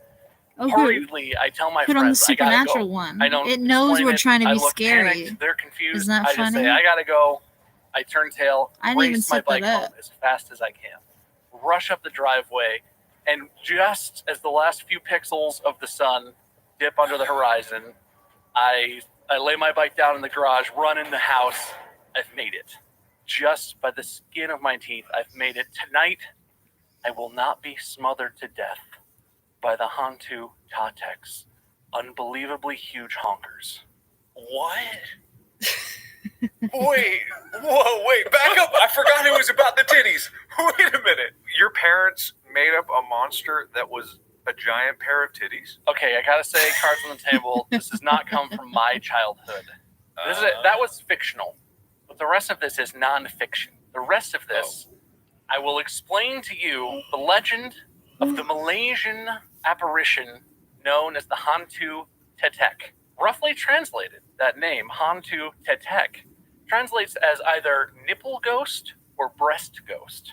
Oh my God! I looked up a picture. Well, you're kind of skipping ahead in the story, but that's fine. Sorry. I prefer to think of her as the breast ghost I know, or the booby phantom, or the Gazonga Hanta, if you will. Christ. Bonus points for every one of those. Did you make those up? I actually did. There were lots of articles with funny names. I made it a point to try and come up with my own versions of funny boob-themed ghost names. So those should be original. Commitment. Yes, those are great. I do have to ask, how did you find this? Because searching nipple ghost, I got the $3 answers I wine. didn't want from the internet. I looked up Hantu Tetek. What did you look up? Why would you look up? You gotta look up It the wasn't name. even about nipples. Hantu Tetek. I didn't know how to spell Hantu Tek Tek. H-A-N-2 space T-E-T-E-K. Hantu Tetek. And cards on the table, I found this in a Cracked article titled The 7 Most Ridiculous Ghost Stories from Around the World. And I read it passively while I was brainstorming ideas for this episode. But I came across this ghost, and I had to tell you all about the Hantu Tetek. So just to give you the background, the legend has it, the Hantu Tetek is a female spirit apparition ghost, some say a witch, a Balinese witch, with an unimaginably enormous rack. And this ghost's purpose is only to float around and smother disobedient young men to death with her shocking bazooms. Guys might hear that and be like, all right, if I have to die. This is not like some anime fantasy girl is going to show up and come fulfill all your dreams or whatever. Hantu Tatex are described in a lot of ways. Generally, they're described as being very large or extremely obese, decrepit, looking like deathly old woman sort of look. But the real absolute banger of all of this is the hilariously large fun bags are in the spookiest location, not in the front where regular boobs go. They're located on the ghost's back. Yes, the spookiest place to have boobs, obviously. That's terrifying. Back boobs sound kind of nice to me. But anyway, this ghost comes from Malaysian culture, and actually recently had quite the stir up in February of 2021. Had quite the come up on Twitter. The account at Bunganberry. There's I have no no idea what inspired reaction. this person to do this, but they posted some sketches of what they thought this ghost looked like, and Twitter couldn't decide if they were going to be horny about it or terrified about it, and they basically went with both. A lot of the responses were dudes just being like, "Oh, how do I summon a little Hatu Tetek? Yeah, I want some of this in my like." And a lot of them were like, "I would not mess with this ghost." Well, That I sounds mean, if it's a terrifying. ghost, Like, is it really actually going to be able to physically interact with you? It seems to suggest it might be some sort of poltergeist instead of just a ghost. yeah, I mean, it's the descriptions are vague. This is an old. It comes from Malaysia. I am not Malaysian. I don't know if you can tell from my appearance or all the information you know about me. But like, it's hard to find a lot online. I'll show you all of the links I found online. I will put in the Discord so you can look. Who knows how it uses the boobs to suffocate you? I don't want to find out. Being crushed to death is not a good. Volunteers tribute. Okay, never mind. I would deduct points from We all you, gotta Ed. go sometime, man. If you're gonna go, you might as well enjoy it. No, that's the exact logic that the stupid people are getting. You're getting crushed to death. It doesn't matter if it's between back mams or I front survived mams. 2020. Maybe I'll survive the back boobs too. You never know. It's just like, I don't get how that's an appealing death. What is an appealing death? You're getting smooshed between humongous boobaloo. So I will say, you guys, I don't know what pictures you've looked up exactly. Let me find. I mean, she's like one. laying down This on website has some good imagery that really might swing your opinion about. It's not in English, and I couldn't get it to translate. It's from the Wayback Machine, Yeah. but there are some images that I feel like might really swing your opinion about whether or not you want to get smothered to death by those big old headlights. The top one's a little more childish, a little cartoony, Yeah. but if you get to the bottom there, Oh, you really get more to the meat of what I think a Hantu Tetek looks like. Because anime has taught us that boobs grow as like spheres or something. perfectly spherical. We all know this. Not how boobs work. I had to break it to you. I've never seen anything quite like that, though. They really are like scarves or like snakes, even. See, the problem is, like, I disagree fundamentally that bigger is always better when it comes to boobs. And to be perfectly honest, I shouldn't just be making big declaratives about judgment of boobs, in general. Hey, I agree with your disagreement. I think that Well, that's good any news to size me. should be very nice. I'm gonna get myself in trouble, man. I'm a married man. Well, I didn't say bigger. Bigger may not be better, but I didn't say bigger was worse. You know what I No, mean? I agree. I think each titty deserves to be judged on its own merits. Yeah. Why do titties have to be judged? Why are you judging? Yeah. Why they gotta be judging? It's like it's always a positive judge. Fuck, I'm in trouble. Go ahead. But yeah, look, so this is an interesting topic. It stirs a lot of different emotions about general horniness, a general discussion of like death, but death in a way that's sort of comical, but like, does that make it better? The thing that I find really messed up about this saggy specter, gotta work in my name, Nice. at least to some extent, it comes, from my understanding, comes from parents using this to scare their young male children into behaving themselves. This isn't just like some like I could totally imagine someone creative coming up with this character, some adult or whatever, someone over, teenager, older, coming up with this and be like, aha, big tits and stuff. It's a scary, funny ghost. This was used by adults to influence children. And like, I was a young boy once, right? And if my parents had described the Leave the giggity same ghost to me as being very old and grotesque and scary looking with back boobies that was confusing, I would probably be scared. But like, young boys are really horny. Yeah. And I would definitely at least have toyed around with the idea of like, how much do I misbehave to just get a little threatening smoosh without actually being smothered to death? Like, where's the line? You just get slapped with one tit, like it's a tough slap, but it's more disciplinary. I just put a picture in Discord of something I found about the Hantu Tetek that might lean a little more on the horror side of things. That one I definitely lean away. That one would be one that would work. That's the worst. Yeah, when it's 50% nipple and Yeah. Ooh. If you're listening at home, you can find this on the Distractable Podcast website. Either that, or we will do a faithful recreation of it, or it won't exist at all. Also, we don't need a special license to post it. I don't know. Yeah, exactly. But yeah, no, that doesn't look good. Sidebar: there's a whole discussion to be had of like the sexualization of breasts in general. You know, the stigma behind it and all that stuff. But for you guys, not even the nice pictures do anything for me. I don't look at this creature and I'm like, well, maybe if I saw this and I wasn't sure it was just a person that needed help, I would be I feel like I've tried to look it up and I couldn't find it. As fast and as loud as I possibly could. Yeah, I don't think this is exactly what I would be fantasizing about ever. I mean, I think you're right, but also, like, your parents describe this to you, or maybe you see it, and I agree. I would not see an image of any of these things in real life and be like, yeah, let's see where this goes. Sorry, this is my last one, but I got to work it in. I would come upon this flabbergasted phantasm. That's another point right there. That's another point, yeah. And I would be absolutely shocked and running like you're describing.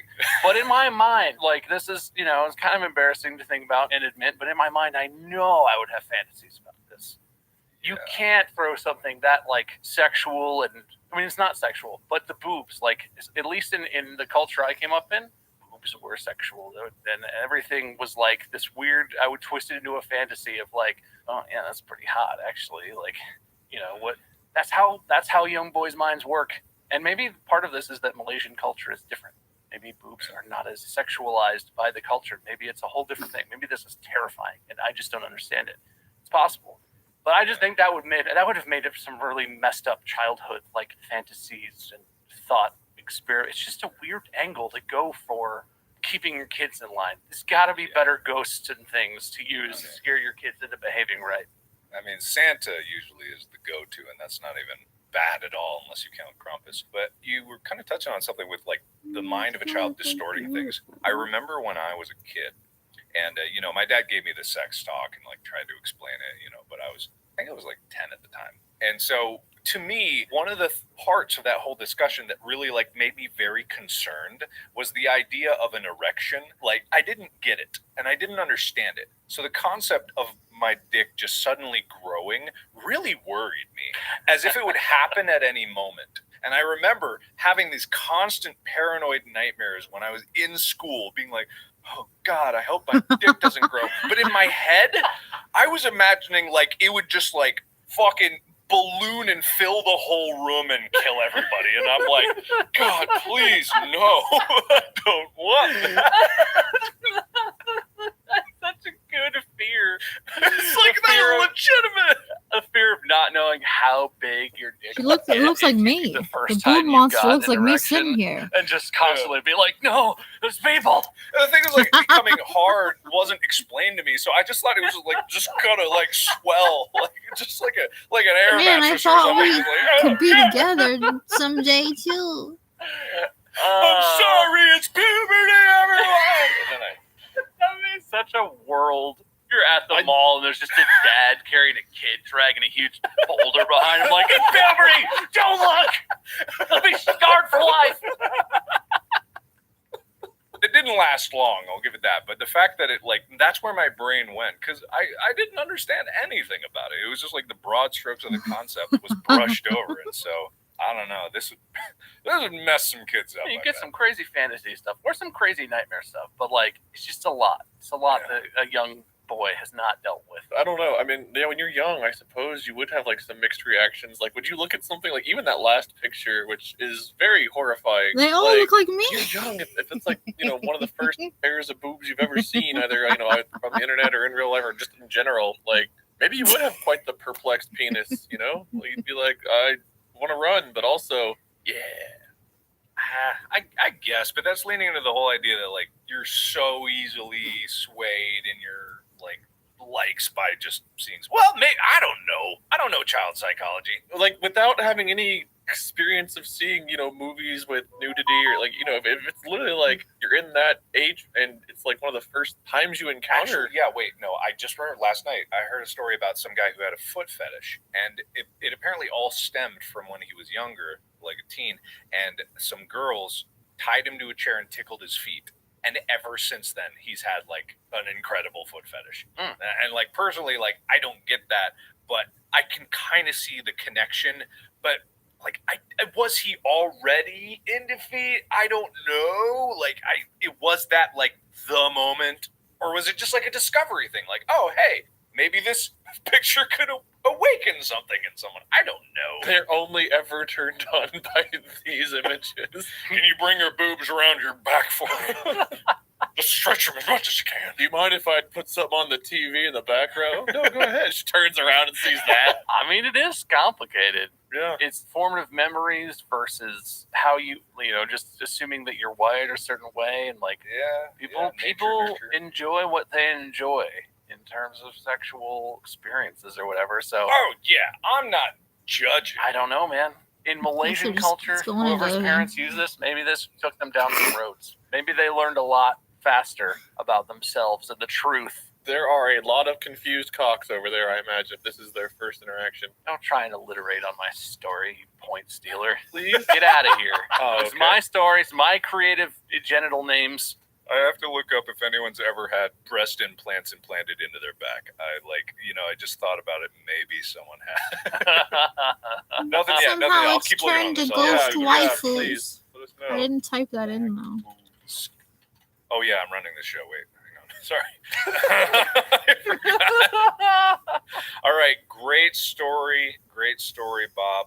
That I've never heard of that. That is fascinating. I'll give you for content. What was I judging this on? Points. I've given you a lot of points already, so you're at 5. I'll give you one more just as a tip, but I gave you a lot there, so you're at 6 total. Do I have any for my 2 alliterations? No. Cool. Unless you can come up with 3 more right now, and they're all good, you don't get anything. Flummoxed phallus. Fuck. Yeah, okay. That's the timer. You lose. Get out of here. Damn it. All right, let's hear. What do you got? The saw killings? The uninspired name. Yeah, something killings. Who cares? Yeah. Bewildered balls. Puzzled PP. No, it's too late. It's too late. Yeah, it's too late. Yeah. Wait, you go now. All right. Well, we're gonna have to have a shift in tone because my story is not so much focused on comedic or horny terror. You calling his thing comedic? That was a very serious story rooted in Malaysian culture. There was a lot of laughter from us because we're immature. Unrelated. Yeah. Thank you, Bob. I'm not saying Bob's story in and of itself was funny. I'm saying it became funny. But this is a true and personal story. This is my story. Okay. So this is my presentation of the Milford Chainsaw Massacre. For those of you who don't know, Milford's the town where Mark and I went to school and grew up and stuff. So we're going to rewind time. Yeah, I did divide this into some acts. So I will call Act 1 the DV Don't Do That. What? Scary. I was trying to come up with like a Netflix and chill type pun for DVD. DV Don't Did I Do see That. the sin in the tree? The DVDDT. Look, I can't write points with my left hand. I got to write it on my right hand, so try not to make me write too many points. But I don't think that's going to be a problem. Thank you. You didn't get a point there. I don't want you to get mistaken. All right. Anyway, let's rewind time. This is going back to, I believe it was fall of 2004, right around Halloween. I was 1 year into a 4-year relationship with a girl I'm just going to call Rebecca, or Becca for short. So rather than give out real names, let's call her Becca. Becca. No. Are you just going to start naming people we actually graduated with? Ashley Madison? Wait, that's a different thing. Ashley Madison. Isn't that a cheating website? Is it still up? Oh, God, I got to look at that. That is not something I have searched for, believe it or not. Oh, yeah. They were like in some trouble, weren't they? Oh, it's Canadian, huh? They had a big leak in like 2015 or something. There's 60 million users? No way! That's a yikes. Oh my God, their tagline is literally "Life is short, have an affair." Oh yeah, you didn't know that. No, I knew what it was. I've never looked at it before. God damn. Oh my God. They don't hide. I'll be waiting like this. Jesus Okay. Christ. Why? Just fucking Download. why? I Come don't meet know. me. But yeah, Becca is the name I'm going to use, not that. And Right. Yeah. Okay. Sorry. Bringing it back. All right. So where do I start then? All right. I guess here we go. The plan for the evening. So Becca was coming over to hang out, and we were going to watch a scary movie. My brother was going to his friend's house, and the only other person that was going to be around was my mom. She usually hung out in her room and watched TV and stuff. So we were going to have like the family room to ourselves to watch a horror movie on the big screen. That was where our main TV was or whatever. It wasn't like an actual theater big screen, but for us it was a big screen. So my brother had taken his scooter and rode over to a friend's house in the neighborhood, and Beck and I had an opportunity to watch Texas Chainsaw Massacre, the 2003 adaptation. I don't know if you guys have seen that one, but it had just come out the year before. At the time, I was collecting DVDs for some reason that I think I still have in a box somewhere, which have definitely grown in value over the years. So popped in the DVD, and we got ready to watch Texas Chainsaw Massacre. Now, I don't know if you guys all know this, everyone listening, whatever, but I am not actually a fan of being scared. I enjoy doing multiplayer horror games with you guys.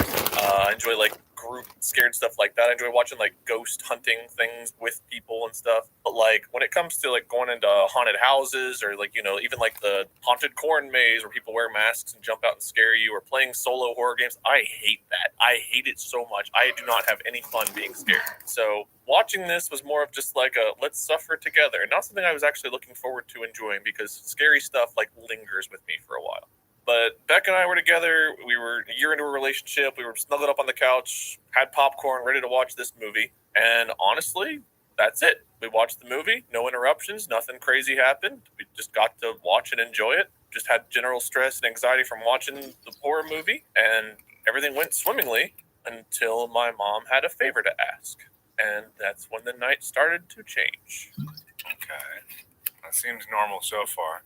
Have you guys seen the 2003 Texas Chainsaw Massacre? Are you guys familiar with how it all goes and everything? I mean, I could guess. I assume someone does a lot of killing with a chainsaw. I've never seen any of them. A lot of that. Yeah, so the story's about Leatherface and his weird family. It's a creepy family of just weird, creepy people that are ultimately cannibals, and Leatherface wears literally people's faces as a mask, goes around with his chainsaw and massacres people, whatever have you, and then the family gets together and eats the people at dinner. Yeah. So everyone in the movie that the main characters meet in this town are relatively creepy. They're just creepy and unsettling people. Mm-hmm.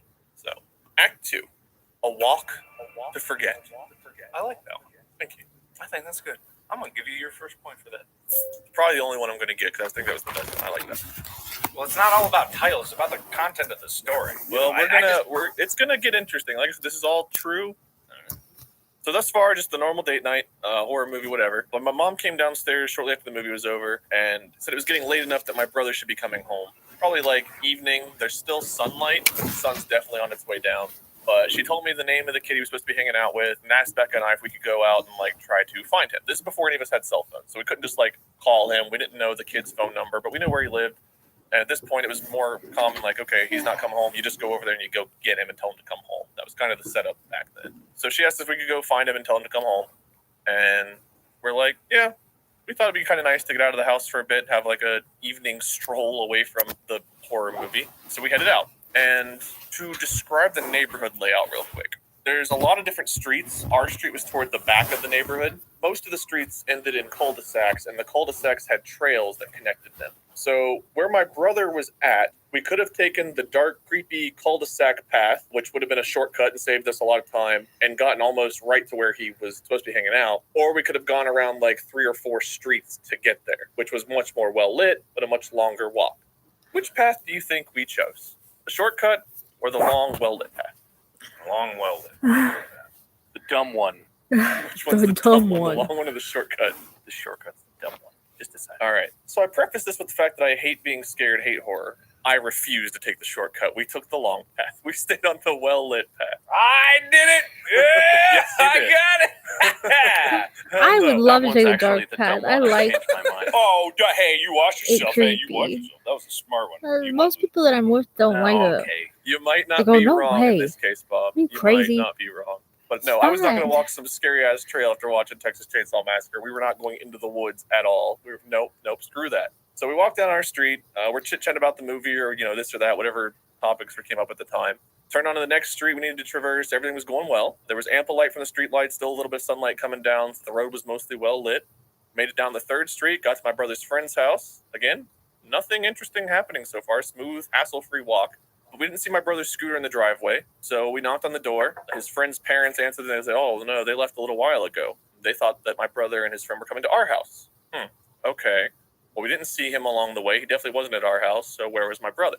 So this is where some of the fear starts to creep in from, just watching the horror movie. And then all of a sudden my brother's like, quote unquote, missing.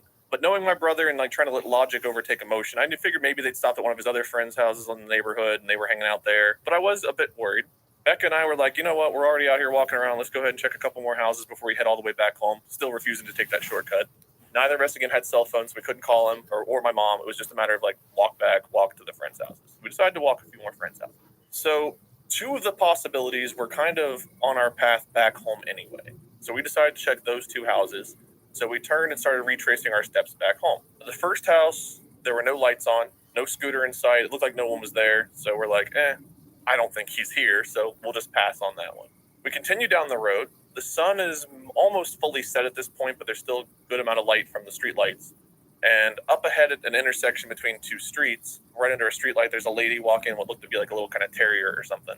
As we got closer, the lady was, just standing there with her dog, doing its business. She looked to be in her 40s or 50s, short reddish brown hair, but she was wearing what looked to be like a nightgown, which was a little weird. Not like a super flowy nightgown, but definitely not like I'm going to go outside on a long walk attire.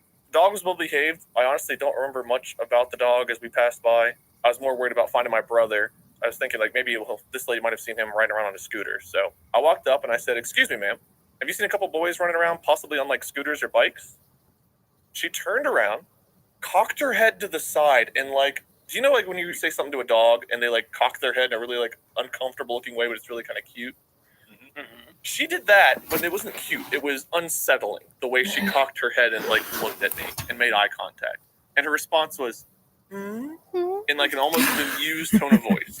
And it gave me chills. Again, this is probably all influenced by watching the horror movie, but she seemed like one of the characters right out of it. Just so unsettlingly creepy, and the tone of voice, I don't know, sent chills down my spine. At the time, though, it was, okay, I'll just repeat my question. She probably didn't hear me. I'm looking for my brother. Was curious if you'd seen a little boy on a scooter, possibly with a friend or a couple friends. In the same tone, she goes, "A little boy?" A little boy? Yes, I said, that little boy's my brother, and I'm trying to find him as he needs to go home as it's getting late.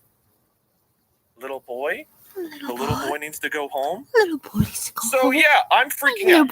This is exactly how she's talking. I mean, this is exactly how she's talking. I wish I could call up Becca and have her come confirm my story, because this is something we've talked about for a long time after. So I have goosebumps. I got goosebumps now talking about it, just remembering it. So yes. If you see a little boy on a scooter, can you please tell him to go home? Yes. The little boy should go home. Little boy should go home. She answered. So she continues down the road. Again, we're at an intersection where Becca and I have to turn left to go to the next house and then head back to where I live. Instead of turning left, this lady kept going straight down another road. Thank God she wasn't going the same way we were. So she kind of starts to disappear down that road. We go left, and we are just looking at each other like, what the fuck was that? That was the most unsettling interaction I've ever had in my life. But this is not the scariest thing to happen on this walk. We have not yet reached... Can I just jump in and say, so when I watch movies and stuff, and I get that this was in like the age before cell phones, but even still, when I watch movies and things, I always balk at people who behave exactly the way you just behaved. This woman that you talked to was a stranger, right? Yeah. You were sent to retrieve your brother, which, first of all, phones still existed. We didn't have the friend's phone number. Sure, but like phone book, like I wasn't allowed to go hang out at friends' houses unless my parents could like call. Like it's a whole thing. But like phones existed. But fine, you were sent to retrieve your brother. You saw a stranger on the street in an area where your brother maybe had been, and you were just like, let me just ask this stranger if they've seen any small children around. I would never do that. That's the kind of shit that a non-essential movie character does that doesn't make any goddamn sense. So no one acts like that. That's weird behavior. I just want to point that out. It's bothering me. What do you have to say about that, Wade? It's weird behavior. Well, this is a neighborhood where like everyone gathers together. There's like a central basketball court pool area. There's a lot of like everyone knows everyone kind of vibe here. I mean, obviously people come and go from the neighborhood, they move in and move out, but mostly like everyone is kind of aware of someone who knows someone. So ultimately everyone in the neighborhood can kind of eventually find out who someone is. So this is not a neighborhood where like everyone's super to themselves and secretive. This is a very like everyone kind of interacts with each other, waves, makes small talk when they pass by, kind of friendly neighborhood. So it wasn't uncommon for people to approach you that you didn't know. There was just a lot of conversations with a lot of different people there. Yeah, it's a lot of justification for saying that you're weird. Probably, yeah. My grandparents lived in a neighborhood that was very similar, but ultimately, other than those 2 times, I don't know. I feel like the world's changed. Back on topic. If I had a gavel, I'd be banging it right now. Get back to the climax. All right. I won't talk about the changing in the world and these great points. All right, Act 3. Abandon all hope. At this point, the sun's fully set. Like I said, it's dark. There's some street lights, front porch lights that are on, sure, but it's otherwise dark outside. Becca and I are very disturbed by the strange interaction we just experienced. And the fact we hadn't found my brother yet was also adding more anxiety and fear on top of it. It felt like an eternity, but it couldn't have been more than a minute since our interaction with that lady before we heard a sound that is probably the legit closest I have ever been to pissing myself in fear. We were walking down the street, and all of a sudden,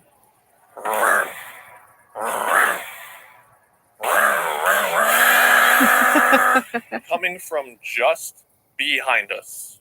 Beck and I had been holding hands, as young couples do, they hold hands, whatever, side by side. We let go, and it was a sprint free-for-all. Full sprint away. And I don't know that I've ever sprinted as hard. We skipped by the houses we thought my brother might be at. We turned left onto my street, started running. We looked over our shoulders, and there, coming right at us, was my brother on his fucking gas-powered scooter that starts up like a goddamn chainsaw. Coming from a house we'd never seen him at before. Didn't even know he knew anyone that lived there. Turns out there was a kid he did know there. We didn't know that. So never even considered he might be there. How did he sneak up on you? What was he, like, stealthily rolling it through? We had just passed by the house he was at. So whenever we passed by the house, I guess he was outside. Oh, so he ramped it out the front door, or what did he do? There were cars in the driveway, so I think he was just behind one of the... I think we literally, he was walking to the car as we passed it. He got behind it as we passed it. We just missed each other. I gotcha. But, yeah, he had started it up right after we passed it. But... God almighty, I have no idea how to describe, after that interaction with that lady, how scary hearing that noise right behind us was. So he was fine, realized it was late, decided to come home. Right then, right as we were... the odds of that happening in the time that it did, I don't know what they are. It has to be low. But yeah, he was fine. We got home. We all went home. Before we talk too much about all that, though, I do want to make a couple more quick points. After that night, Beck and I never watched another scary movie together. Ever. That was the last one that we just could not do it again after that. Obviously, I played some horror games and watched Sense, but it was a long time before I was comfortable watching something scary. That legit scarred me. And to Bob's point about being weird approaching that stranger, never saw that lady again. I asked about her. We had kind of a neighborhood gossip who lived across the street who knew everyone and everyone's business. Talked to him about it, and he was like, I don't know anyone that looks like that or has a dog like that. I tried for weeks to find out who this lady was. Nobody knew. I never was able to find out anything about her. And I swear to you, I've got chills and goosebumps right now thinking about her because she gave me a vibe that I don't think anyone's given me sense of just creepiness. And again, it's probably influenced by watching a scary movie, but just the whole interaction was so uncomfortable. So uncomfortable. I don't know what it is about weird ladies wandering into neighborhoods, but I had not a scary situation, but I was walking and this other lady was coming up the hill. I don't know her, can't recognize anyone with a face mask, but she said, hello, good morning. And I said, hello, and nodded my head. And then she went, hello. And I went, hi. And she turns away and mutters, thank you. And then walks away. And I'm like, what? What happened? Did you not? It's just the strangest interaction with a random woman. That's weird. That is weird. I have a theory about your story, Wade. Okay. I am convinced in my own mind that this story is, at least in part, fever dream. You had fallen ill, you fell asleep watching Texas Chainsaw Massacre. Let's look at the facts. 1, you had a girlfriend, not likely to be real. It was a dream. 2, I'm a married man. Creepy lady. Yeah, I know. Well, it's funnier if you ignore that fact. 2, creepy lady in your neighborhood whose existence you couldn't confirm outside of your own mind. 3, perfectly timed, nonsensical way for your brother to come up from behind you, even though you would have just been walking past him and had to literally avert your gaze from a specific location for probably a couple solid minutes in order to not see him, hear him talking to his friends, hear the tinkety-tink of this gas-powered scooter rolling down the driveway into position, because those things are not silent even when they're off. None of it tracks unless it's a fever dream of a cough syrup-addled mind of a sick young man wishing he could get a girlfriend and terrified of the movie he accidentally fell asleep watching. I will corroborate this evidence because if you note in Act 3, he said, my girlfriend and I were holding hands or whatever it is that, a boyfriend, girlfriend do. He didn't even know. He didn't even know. She let me lick her face and whatever making out is. I don't know. I don't remember saying that particular quote. I want like a replay of that. Let's play it back, editor. Play it back. Beck and I had been holding hands, as young couples do, hold hands, whatever, side by side. There it is. All right, clear as day. Undisputable, right there. That's weird. I didn't find it. That's strange how we have different recollections. All right. Well, I was gonna award Wade 2 more points for the telling of the story. It was a good climax, but now I'm actually going to not give those and deduct his only other point, leaving it at a whopping 0. It was good, but man, only Bob can make up stories. That was it's true. If you're going to come up with fictional stories, you need to go no detail or better detail. This was a traumatic event in my life, and you guys are trying to take this away from me. Okay, all right. What did this lady look like? If you can explain what she looked like, maybe we could. Again, probably 40s. You can't even 50s. explain what she looks like. Pretty pale white skin. A little bit of not tons of freckles, but some freckles on her nose and cheeks. It was a reddish brown hair, short. I'm trying to figure out how to describe the nightgown. It was just a white nightgown. It was not just pajamas, but it wasn't a super flowy, crazy nightgown. But it was definitely something you don't wear outside. She probably stood, I don't know, man, 5'3", 5'4". She had a little brown terrier dog. I can't remember the color of the leash. I'm not even going to try to do that. I remember walking up. I remember seeing the dog just sniffing around the stop sign. But she just turned around and immediately it was like she had never talked to a person before. Important points of information. How big were her cans and were they on her back? Because I might have a solution to this. No cans on the back that I could tell. I wouldn't describe her as having large breasts at all. I would say because they were on her back. Okay. Probably A cup. Wow. You are weirdly specific with all of the measurements of this person. You're just inventing details now. Too specific. I'm guessing because you're asking me specifics from something that happened 20 years ago. Wow, you were too specific. That was the problem. 5'3" or 4, 40s or 50s, short, red, brown hair. Well, she was around my mom's height. I would guess. Wasn't it at night? Wasn't it at night? How would you have seen all that? Doesn't hold up. Points. Well, the stop sign was literally under one of the street lights. So it was a well-lit Your Honor, the witness normally wears glasses, and the evidence shows on this evening he was indeed not wearing his prescription glasses. I will accept. How do I accept this as judge? I had contact lenses at this point. Thank you. I started wearing contacts between 8th and 9th grade. This was prosecution has no evidence submitted.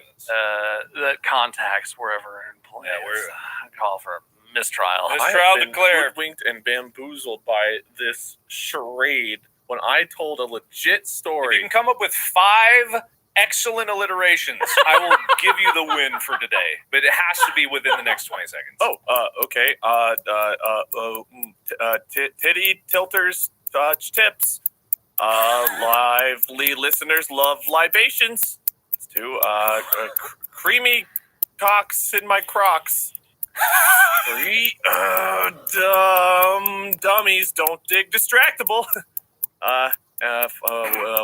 Wade winning was inevitable.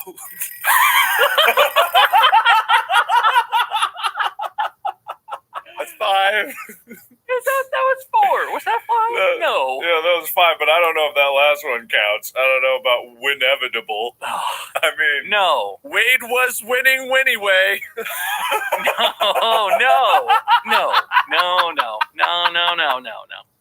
No. Okay. I guess if the 5th one was a half and that one you just did was another, What? No. I kind of said if he could do 5. That was offhanded bullshit. What do you know? What do you mean? That was art. I mean, I'm a man of my word, I guess. What? I'm impressed. It made me laugh. Hey, it made me laugh. I made you laugh the whole time. motivation to get on my side is making me You laugh. remember when I was talking, I made you laugh. Yeah, no, it was great. Yeah, the ghost, Granny Milk, yeah, the ghost thing, yeah. That was too long ago. What have you done for him lately, Bob? We didn't even need to talk. I won You know, by my- default after I was my- finished talking. But my biggest criticism of Wade was that, like, I thought he might have been making things up, but his ability to make things up is pretty good. So, you know, I can't fault him for his true nature. Wade, you are officially the winner. I don't even remember what the points are, but I'm just going to assign you all of Bob's points are now yours. I had way more points, just to be clear. I know. I had a lot more but points. Now he has all of your points. I'd like to start by thanking Mark for being one of the best hosts we've ever seen. Shut up. Thank you. Bob for being a gracious loser. Shut up. And myself for being one of the most creative influences on the planet. That's not even true. Hey, mine was way better. Congratulations to This Wade. bullshit. Thank you, everybody, so much for listening to this week of Distractable. Thank you to our sponsors. Thank you to all of you at home. Be sure to like, follow, whatever this podcast, wherever you're listening to. So you're Yeah, great, good. Yeah, make sure you follow. Cool, good. Yeah, it's a great podcast. The next episode we'll have Wade hosting because he won. cool. And the winner of that one will be moving on to host the next episode. Thank you, Bob. You can find Bob on Facebook at MyScrum. He streams there. And then Wade on YouTube and Twitch with Minion777 and Lord Minion777. My name is Mark. You can find me wherever. Doesn't matter. Who cares? Podcast out. Who cares? Who cares?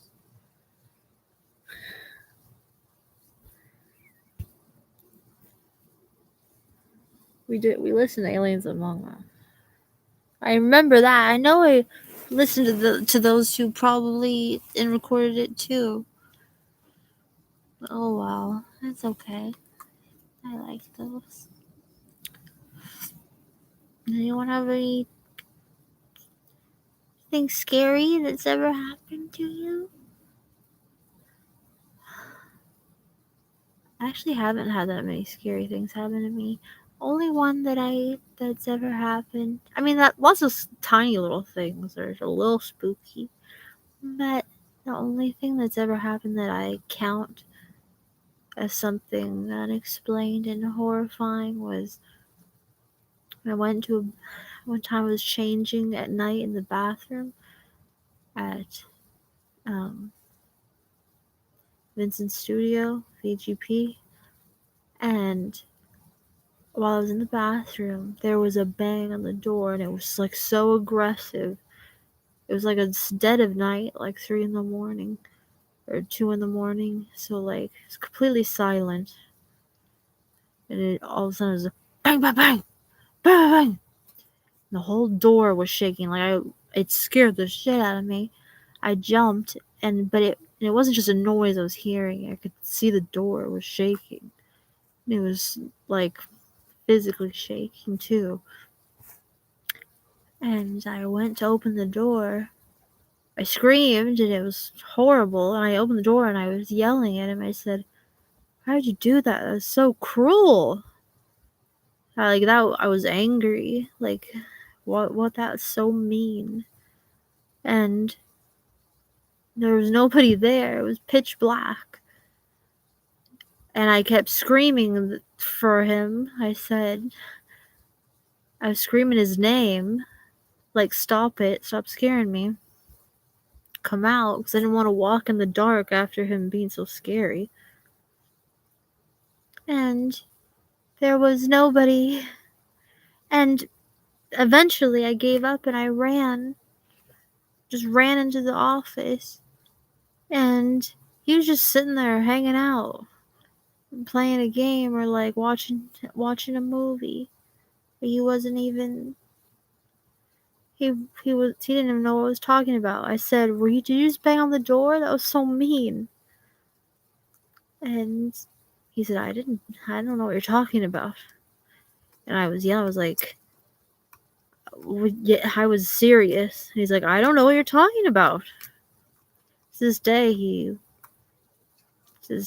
says it wasn't him. So that's the only weird thing that's ever happened. Other things were just tiny little things. But I still don't know what that was.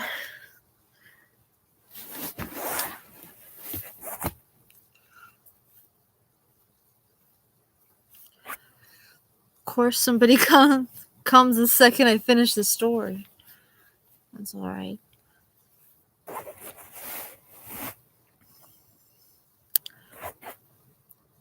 So, one time I had a feeling that something was behind me, just like he was explaining how he felt like Mark was saying there's someone behind him, and he felt it so much that he ran. That's how it happened to me. Like one time, I remember it was in my room, and I had a feeling that almost somebody ran towards me. Like it felt weird, like somebody ran up behind me. That was a feeling. I was turned the other way on my bed with my back facing the window. And it felt like somebody was running towards me. It wasn't something I could hear, it was something I could feel. And it was, well, that would be cute. Maybe it was you from the future. Why are you running? How romantic. I'll pretend that was it.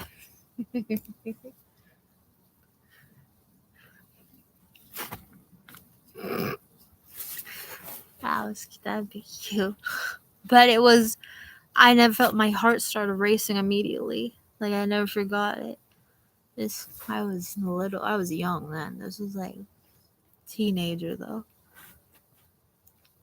But it was enough, even though there was nothing, I didn't see anything, there was nothing, I didn't hear anything. I felt it enough that's never happened to me. Where I had that feeling like somebody's running at me, but there's nobody there. There was something coming at me from behind. It was spooky. Then there was one other time, it wasn't a supernatural thing, but it was, I was laying in the shop, was sleeping on the futon in the office, and it was 5 a.m. There was a car screech. I woke up to the sound of a car skidding really fast, and it was getting closer and closer. It was so loud, and I thought, oh my god, it's gonna ram into the wall and break down the wall. It's gonna crash into this wall, and I'm gonna die. And it was horrifying because I was in a sleep too when it happened. When I woke up hearing it, and it was like I felt like I was gonna have a heart attack. It's like what's going on?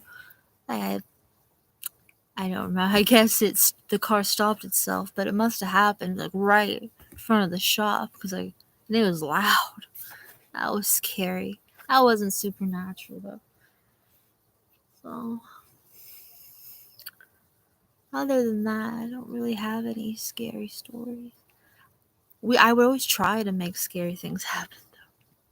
Well, I mean, I have emotionally terrifying things that have happened to me. But nothing like ghost stuff.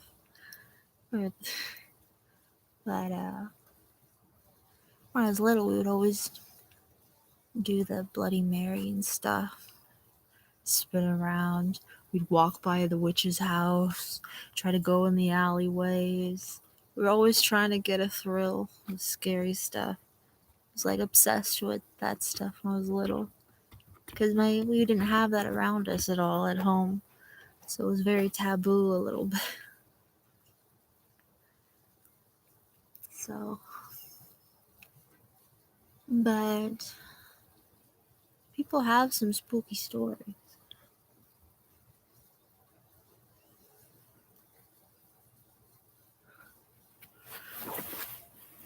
That's all I got. How boring. There might be things I'm forgetting like weird tapping on the window. But I feel like I was just hearing things.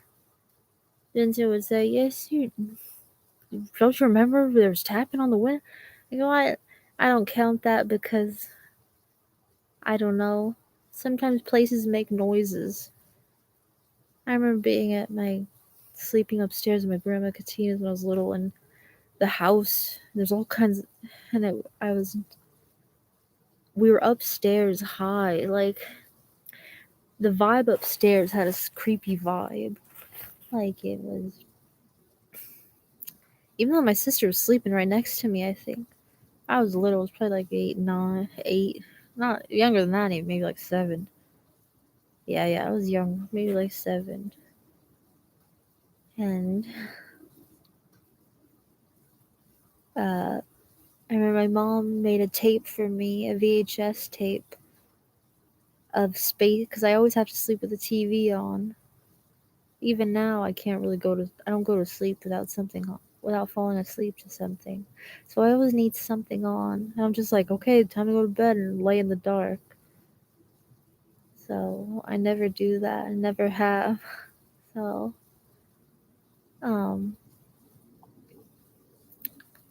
my mom made a VHS tape of Cartoon Network to play all night at my grandma's house while I was staying upstairs in the little TV, because I couldn't sleep without having something on TV.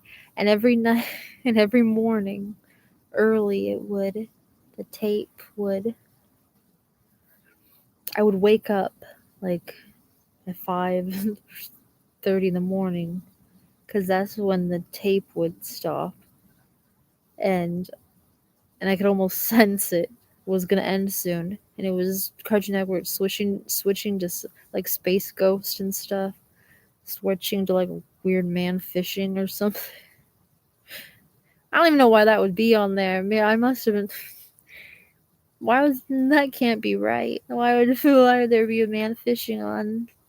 But there was. Maybe it was a weird segment. Maybe there's something on the tape before. But there was a man fishing before the tape would end, and nobody was up yet. Everybody was still asleep, but I was still scared, even though by this time the sun would be starting to come up. I would just be sitting there looking at the TV, knowing it's gonna end, and the house had a weird, eerie quietness to it. There was something felt so desolate of upstairs, because by the bedroom was a big room just with a pool table. And then, I don't know, I can't explain. I still remember the way the sun cascaded and the sunrise was shining outside the door. I don't know, it just had this really creepy, quiet, dusty, silent, desolate feeling. And it was, I don't know, it's almost like nobody was in the house. And it was so creepy. I couldn't stand it. And then knowing the tape was gonna end and the screen was gonna turn black, mixed with that, scared me. Silly. I think I had been reading the Goosebumps book, with the hand that plays the piano or something. And I don't know why I kept imagining, the one with the hands and the piano on the Goosebumps cover. I kept imagining there being a piano in the pool table room, like all quiet and in the corner, like a spooky hand playing it. Like it seemed like the kind of room there would be, like almost like an attic room. Like because that's what it felt. Almost had an attic vibe, even though it was only the second floor. There was something that quiet, like it was too high and too quiet. It almost felt like an attic. That's why it was creepy. And I imagine just a spooky piano, a spooky hand, ghost hand playing it in the. I don't know. But that's just my imagination, that part. That's not even scary. Anyway. Sorry, see, everybody leaves. My stories aren't interesting. I'll tell you somebody else's story. I'll tell you Vincent once had a story. He stayed at somebody's house, one of his friend's house, and while he was asleep, he saw while he was laying down in bed, he could see a shadow on the wall outside of the room at night, and it was an old woman in a rocking chair, and just like rocking back and forth, and he was watching her, and he wasn't afraid or anything. He just saw there was an old lady in the next room, and he went to sleep. And the next morning, he asked about who she was, and the family there said she was their grandmother that had died. They looked at him like, "What are you talking about? There's nobody in that room." And he's like, "Yeah, there was. I saw somebody rocking in a rocking chair last night." And they're like, "There's nobody in there. My dead grandmother used to live in there." And that was a scary story. We saw like a little grandma ghost in a rocking chair.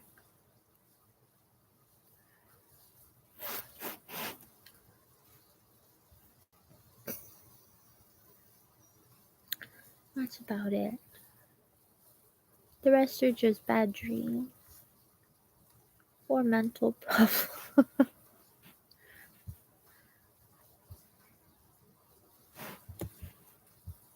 If we're gonna stay spooky, we could watch Too Many Spirits. I like that show.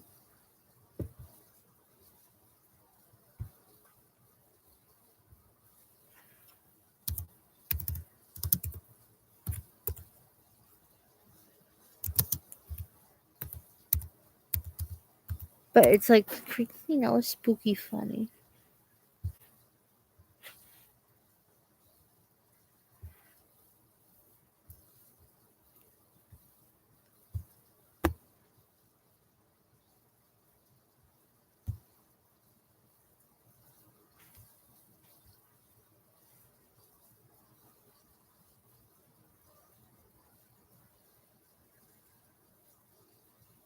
Saw the one with the top hat. Then they put another one out since then, right?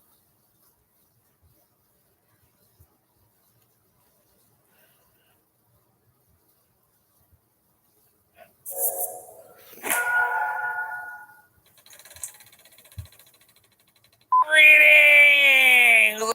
Let's drink. I saw this one.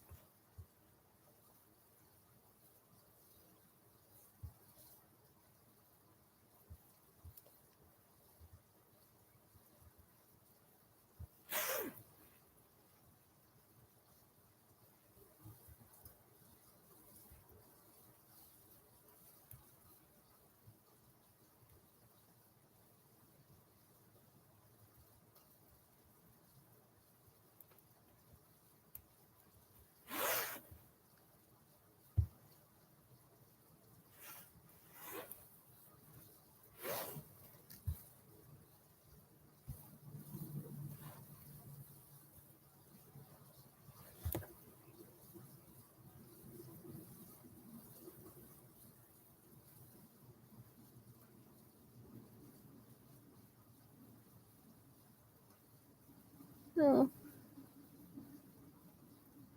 Oh, wait, okay. No.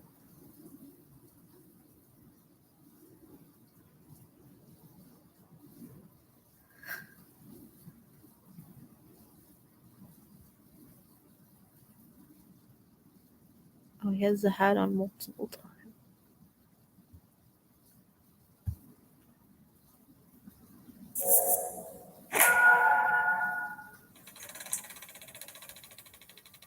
Greetings, let's drink Too Many Spirits while we talk about Too Many Spirits. It's Too Many Spirits!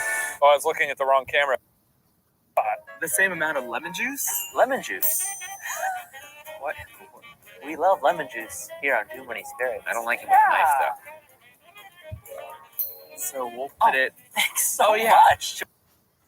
With paper planes. Paper planes. Come on out. Steven actually did a good job. You got it. Oh, it's delicious. It tastes like a melted Starburst. Yeah, like a pink lemonade popsicle. I'm going to give that a 9 out of 10. I was going to say 9. A 9 out of 10 speed. That's a 9. Palomine. Steven, great job on this. Really good. It's good. You did a great job on that. And it hurts me to say that. Yes. Okay, we're going to read our stories, but before we do, the much anticipated moment, Ryan is going to... Oh, shit, I forgot. He's going to go I full was going to slash. do fucking slash. Hold Now, on. we've got a lot of promises this season. In episode 3, obviously, we promised Ryan would go full slash. Next week, in the season finale, we will bite a lemon like it's an apple. There he goes. Unique passwords for... I brought is double bagged just to keep... I think that's what we call it. It's just call it the roof. Well, they heard banging noises. I don't know what they call a roof. And with me, that said ghost, bringing it to movies, bringing it to... I live on... in multiple places, giving me all-around protection across platforms. So there's no risk in trying it. Check out NordPass with the link below to get an exclusive deal. Or you can use the code WATCHER at checkout. Don't play with fire. I wish I had. I'm thinking how boring it is that I don't have a more interesting story. On to our stories. These were, of course, submitted by all of you wonderful people. But you know, I guess the Lord has watched Follow us on over socials or whatever. my life mostly. Okay. So I don't really have any. Our first story is from Nymph Witch. A lot of scary things. Nymph Witch. You got a I big don't bag of know. popcorn? No. It's not time for it. It is. A lot of wild ride things and Oh, okay, here we go. stressful things. I live on... and bad, I like, popped a bunch of popcorn. in my head. But, like, Yeah. really? Yeah. Like, Give us the I'm bag. pretty protected life. Not too many weird things This is have the bag happened. of popcorn that I brought. It's double bagged just to make sure the I'll grease tell you didn't one come that, through it. I feel like I ever did this before. I know I did this before. I know I did all of this before. Oh well, it's fine. I'll tell you one of Cameron's spooky stories. Cameron died. It's only like 35 or 36, and he was our friend. But he told spooky stories. He said once he was in the living room at night. Well, he has a couple. One where it wasn't a house, it was just haunted and full of scary things happening all the time.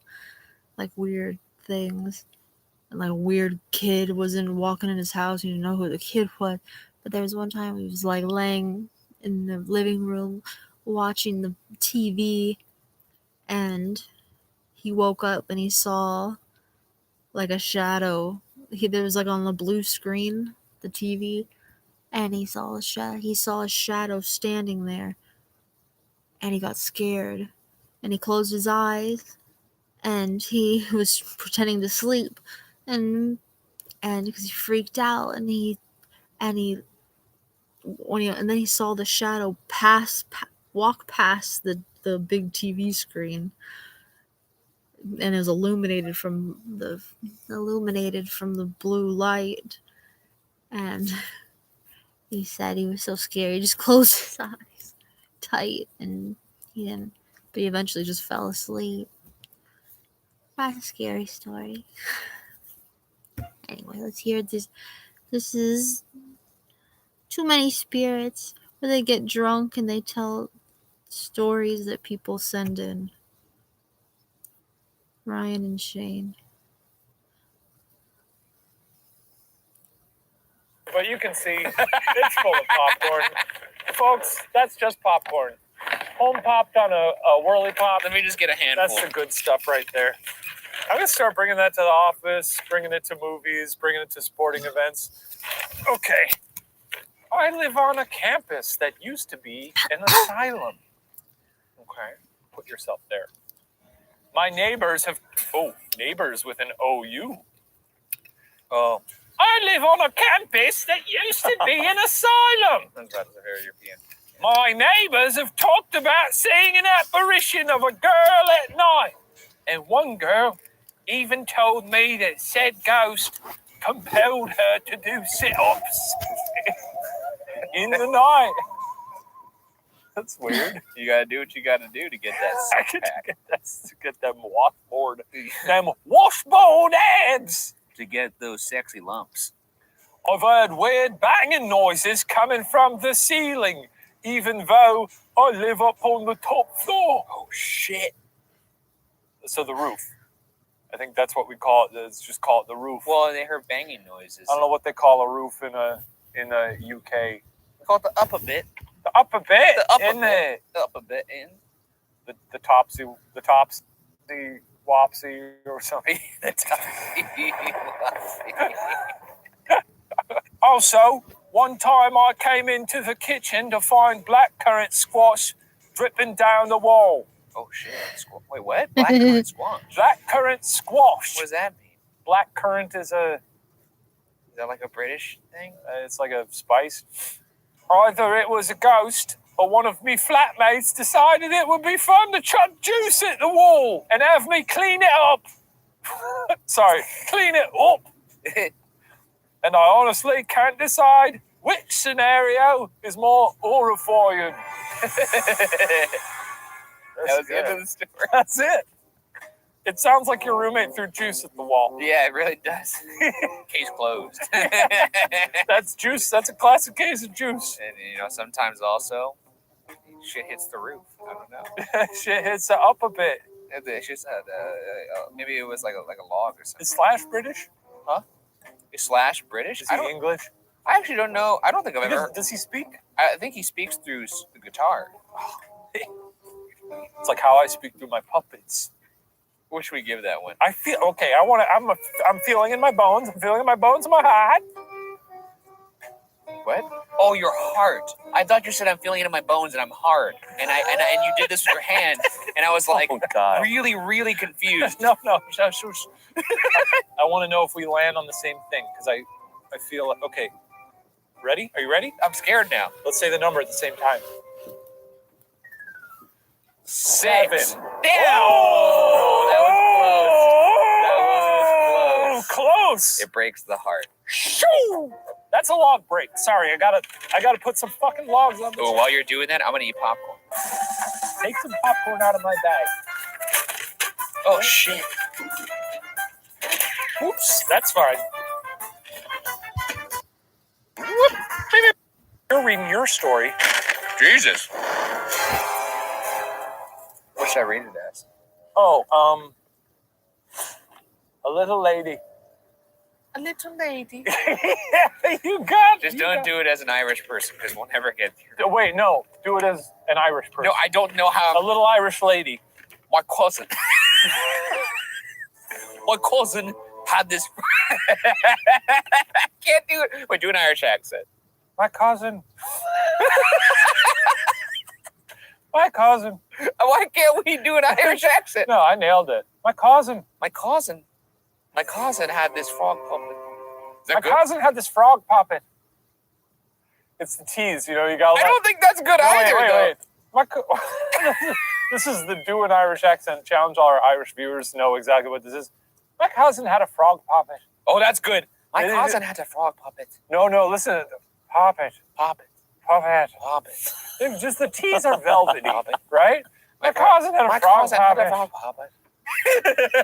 My cousin. I can't do it. I can't do an Irish accent. Do a little lady. I'll do a little lady. All right. How about that? Yeah. My cousin had this frog puppet. But I want you to imbue it with the trepidation of a child. That's an incredibly specific note. They don't know the world as well as we do. My cousin had this frog puppet. That's good. And I had a sheep puppet. And one night, when we were alone in the house, I woke up to the frog puppet at the foot of my bed, just sitting there. I don't like to see a frog at night. The frog puppet said to me, What did it say? Go on.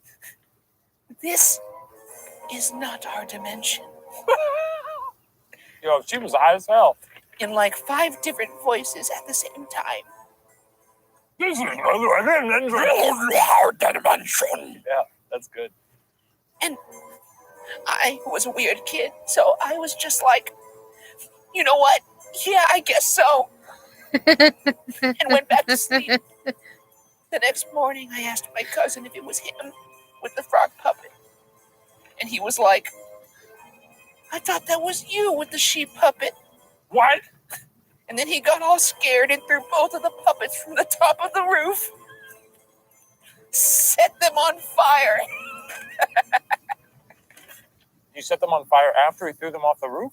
Anyway, he's a doctor now, so I'm hoping he has calmed down since then. Oh boy. I'll tell you what.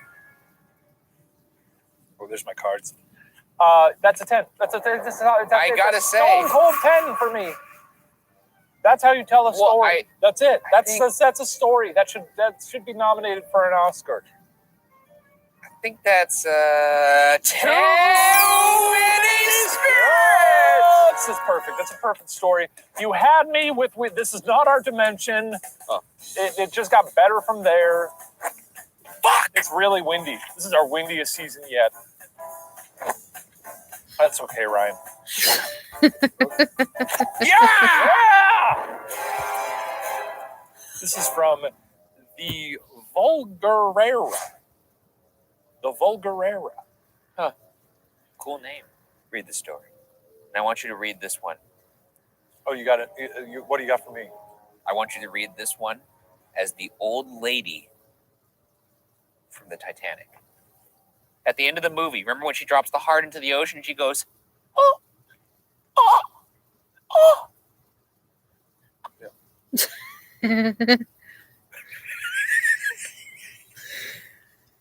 A friend of a friend. That's good. She looks so patronizing when she talks to him. just because she was on a boat that sank? She was on a boat and banged. She's got all the wisdom of the world in her? Yeah, you banged on a boat. I bet Bill Paxton knows more than her. He uses submarines and shit.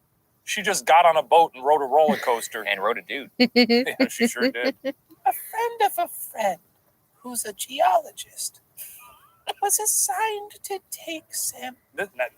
I'm going for Old Lady from Titanic, but I just sound like you reading every story. That's true. It's getting real smoky. Let me give you something else. Nick Cage. A friend of a friend who's a geologist was assigned to take samples in some woods in northern Michigan. That's good, dude. That's really good. I think that's good. That's left-handed. All right. Holy shit, the plant almost fell. Everything's falling. They were staying in a cabin by themselves for the week and only had basic camping supplies and a film camera. I'm sorry, I'm not paying attention to the story now. Assigned to take samples of some woods in northern Michigan. You know what? Just read it as Shane. They were staying in a cabin by themselves for the week and only had basic camping supplies and a film camera. The trip went fine, and they returned home thinking nothing of it. Oh boy, I see where this is going. A camera in the woods. A camera. Then they go home. What do you think's going to happen? There's going to be something. There's going to be some crazy shit on that camera, right? However, a few. This is what it. However, a few weeks later, when they got the film developed, they discovered the roll contained many photos of them sleeping at the cabin. 1 out of 10! You rat bastard! You can't just recycle classic spookums. You're like, oh, my friends were driving in the woods and they heard a scratching on the roof of their car. Turns out it was a hook man. I don't know. Get out of here with this urban legend horse shit. This didn't happen to you. You're lying to us. You think the Cool Boys can't sniff that out? We're the experts, baby. Right? Take a breath. Woo, I got fired up there. Well, this is give yourself a woo. Give yourself the woo, and then you'll release it. What's your fucking noise you make after you have a drink? Woo! Yeah, that's been better. Yeah. Yeah. Look, you can't pull a fast one on the Ghoul Boys by submitting a classic urban legend. Yeah, I know. Woo. Yeah. Sorry, I lashed out there. Sometimes the tiger gets out of the cage, man. You know, so you got to put it back in the cage. Get back in the cage, kitty. Latch it. Lock it up. No dinner for you.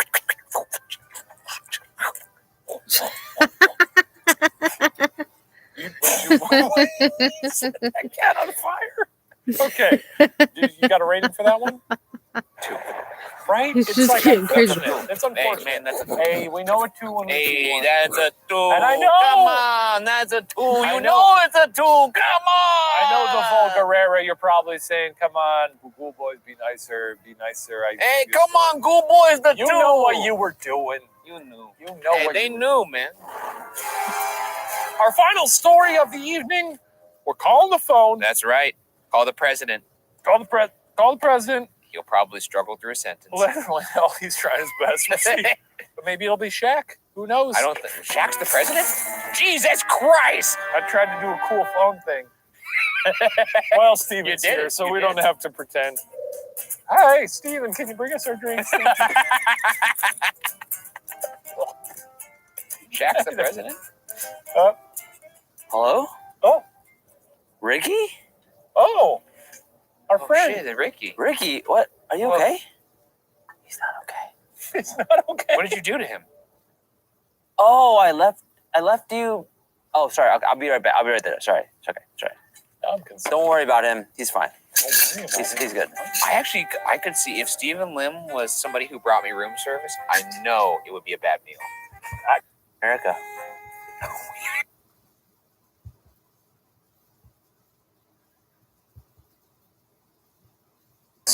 4 episode-ending stories were selected at random, and that means that they will be the best in season. Because God, the biblical God, who I believe in because I'm a devout Christian, He is the one who is blessed in these stories. That's a good story. It smells so good. Let's get into it. This comes from Take us home. This comes from Lolo the Bro. I'm just On yelling. Tumblr. I'm sorry, I'm yelling so much. It's fine. I'm just trying to get the, You just get excited, dude. I get excited about content. Hey, don't get self-conscious. You just get excited sometimes. Thanks for slapping my boot. You know that makes me feel I good. know it makes you feel good. That's why I did it. Should I just read this as me? What do you want me to read this as? Read it as Slapping my boot. You know what? As a Makes tribute, let me me read feel it as a good. professor. Rip. My mom thinks our microwave is hot. He doesn't sound like that. Sorry, I hate that guy. I'll read it as me. Nasty man. My mom thinks our microwave is haunted. Moms. Several times a day, it'll punch in the number 6 on its own. Love that. 3 Yeah. times? Don't get ahead of yourself. Okay. And if you don't clear it, it'll fill the screen with a bunch of 6s, aka my man Satan's number. Yeah, that's true. Yeah, my man Satan. Anyway, we've tried to fix it and have unplugged it several times, but 666 still manages to beep in no matter what. Props to Satan on his consistency, I guess. I give that one a solid 8. Not done yet. Oh, okay, wait, let's see if he brings it up. The microwave still works fine though, so I don't really care. That's a 10! Sorry! That's a 10 You from know me. what? I don't think it's a 10, but because it's the 3rd episode and I don't give a shit, that's a 10! Yeah, come on, give me a And that's Trinity Spirit! Of course it is. Of course it is. It's so many. Oh my He's god. hugging Oh my god. each other. You're going to fall into the fire. Almost fell into the fire. Oh man. Oh, but Well, that's it for this week's episode. Tune in next week. And I say this with we're gonna be clearer. staggering sincerity. When we bite into a lemon, like it's an apple, I'm gonna bite into that thing like I'm a fucking horse. we'll see you next week. We're gonna be so much clearer.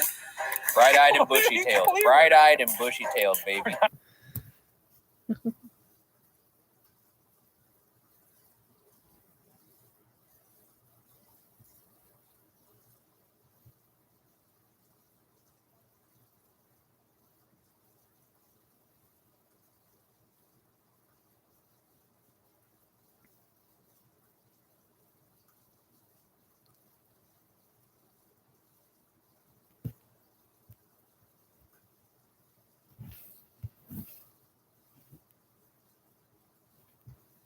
This episode of Too Many Spirits is brought to you by The Quarry, available on Sony PlayStation, Xbox consoles, and PC.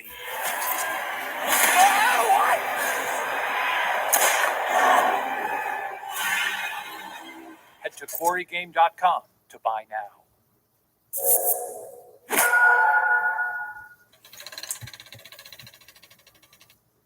We want some fun stuff, so some For us. I do. Oh, it sounded almost like you were going to say Hadouken. Hello. Oh, It's your fun game.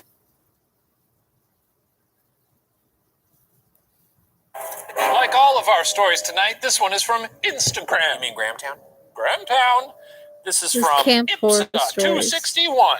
My dad told me this story about a friend of his in college I don't like hearing about my dad's friends. in India. Whoa, never mind.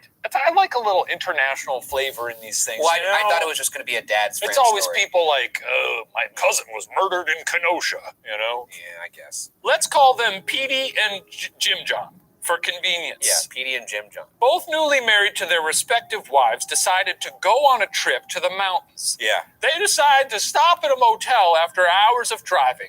Exhausted, Jim John tries to fall asleep.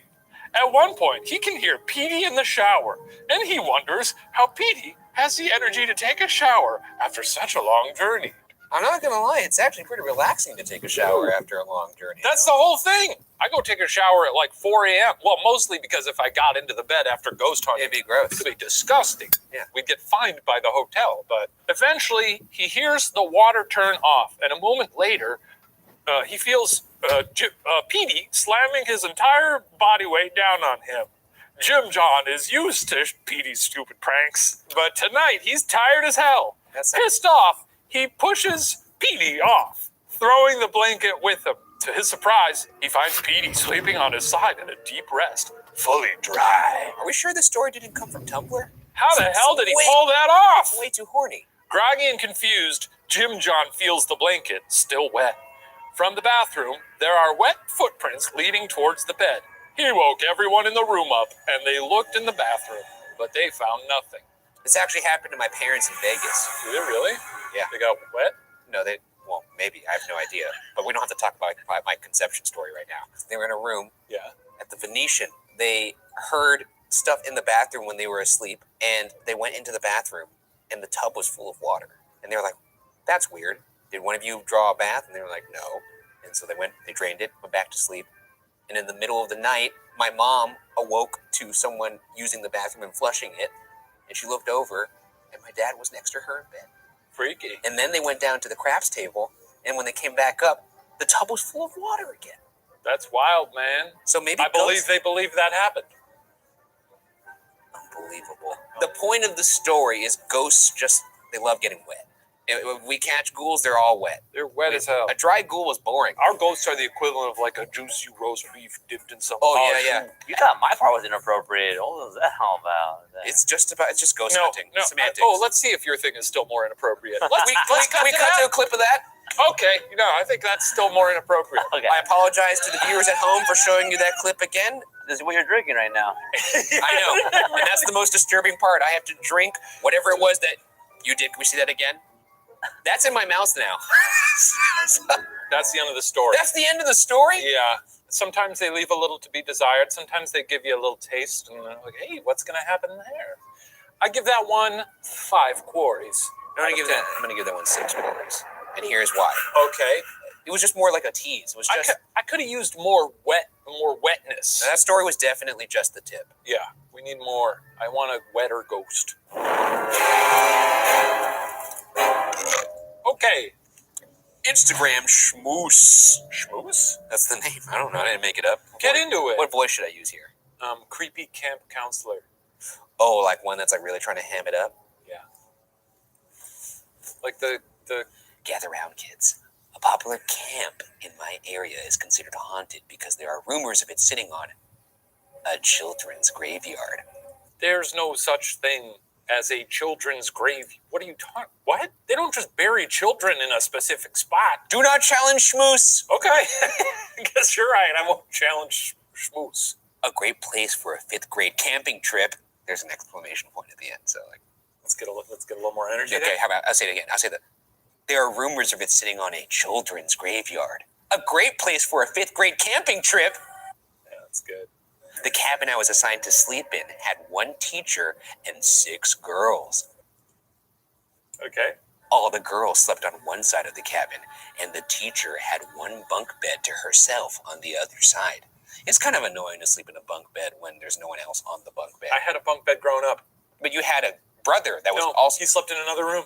Why did you I have just used it for sleepovers. Anytime a friend would come over, they'd sleep on the top bunk. Shoot, dude. Yeah, it was really fun. Were you ever scared that the top bunk was going to collapse and you were going to die in your sleep? No, it was very sturdy. The first night, I had a hard time falling asleep on my top bunk because I kept hearing a squeaking sound. Oh. Like an old swing in the wind. But there was no wind. No. I've never been to summer camp, so Yeah, I don't know how things go there. I got a feeling if you're hearing squeaking in the middle of the night at a summer camp, it might not be haunted. After falling asleep, I suddenly woke up in the middle of the night and felt disoriented, like the world shifted. I looked across at the other beds and saw no one. I quickly climbed down and saw the teacher asleep. I woke her up and said everyone was gone. She angrily told me no one had left, pointing to the other side of the cabin. I looked, and I saw everyone fast asleep. The next morning, the teacher scolded me for not writing on my permission slip that I sleepwalk. My classmates told me that I had climbed down my bunk bed, walked to the mirror in the hall, looked at myself for a bit, then walked to the other side to climb up the opposite bunk bed. To this day and before that night, I've never walked in my sleep.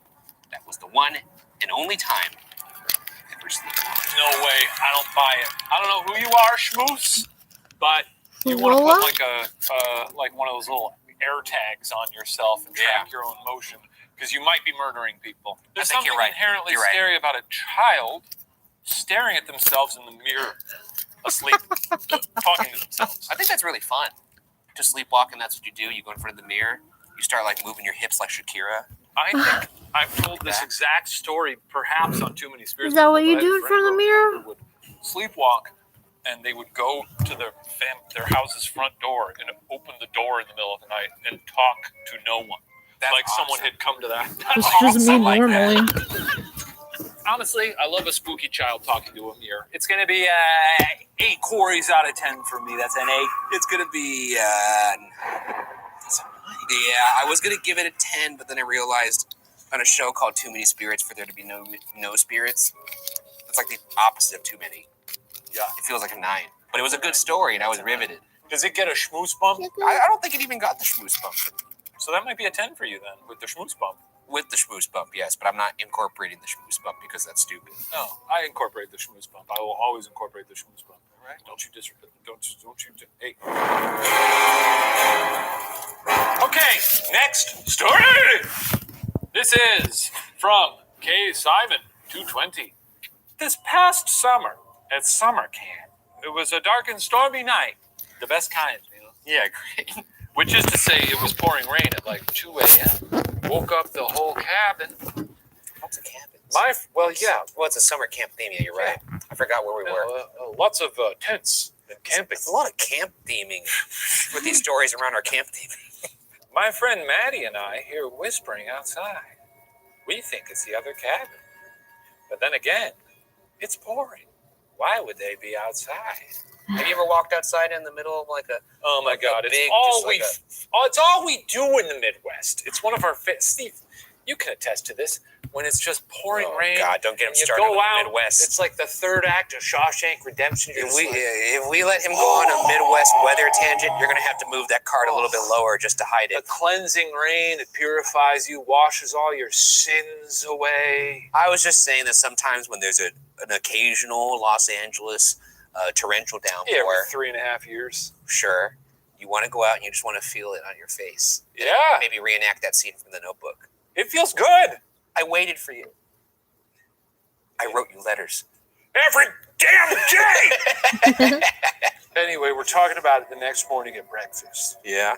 Joking that it was a ghost, much to our counselor's dismay. And the camp director walks over Turns out there's a story of a ghostly woman in white at camp. Why are women when they die so Why? monochromatic? I know. Why That's they a look question for for white? You're Mr. Ghost. Hey man, I don't know. Mr. Ghost over here. Look, dude, I'll have to talk to God and be like, you gotta give some mods. Update the firmware because these folks could wear like something fun, like a goofy hat.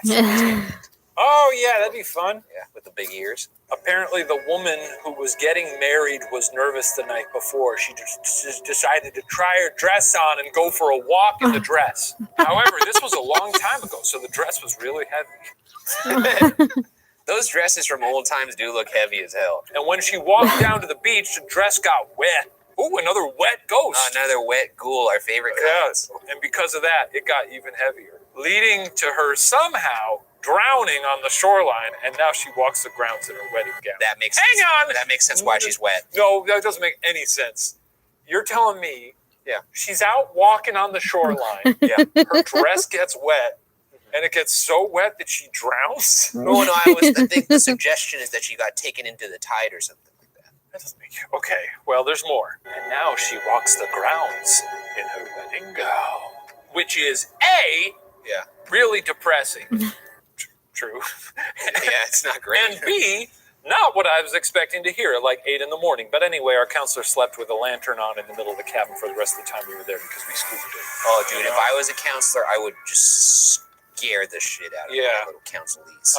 Every place we'd go, I'd be like, mailman choked to death over there.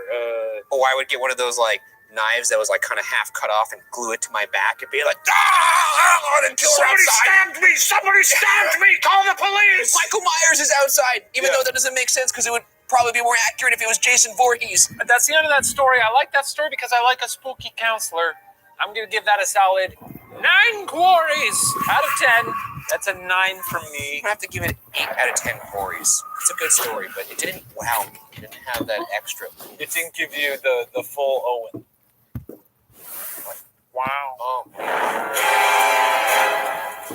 Next story.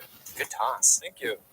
This comes from Grahamtown. From user, I'm a plant person. What should I do here? I like this voice. I thought I saw a man in the woods. That sounds just like a child who went to summer camp. Yeah. You're a boy who just got back from summer camp. You're telling your parents about what just happened. I thought I saw a man in the woods when I was camping at Girl Scout camp. You're about to pee your pants. I was only about 8 or 9 and went to this week-long camping trip with about 100 other girls and troop leaders only. I remember the only men there being the cook and a man that owned the property living in a small house nearby the campsite. Once in the middle of the night, I had to go to the bathroom. And I didn't want to bring my buddy because she was lame. And that means she must have been really lame if you're scared and you're still like, too lame, I'll go alone. I tried to rush to the bathroom in the freezing cold. And on my way back to the cabin, I thought I heard what sounded like something running through the trees next to me. I turned to look. And I saw nothing moving, while still hearing the sound almost getting louder. It startled me, so my walking turned to running. I made it to the cabin door.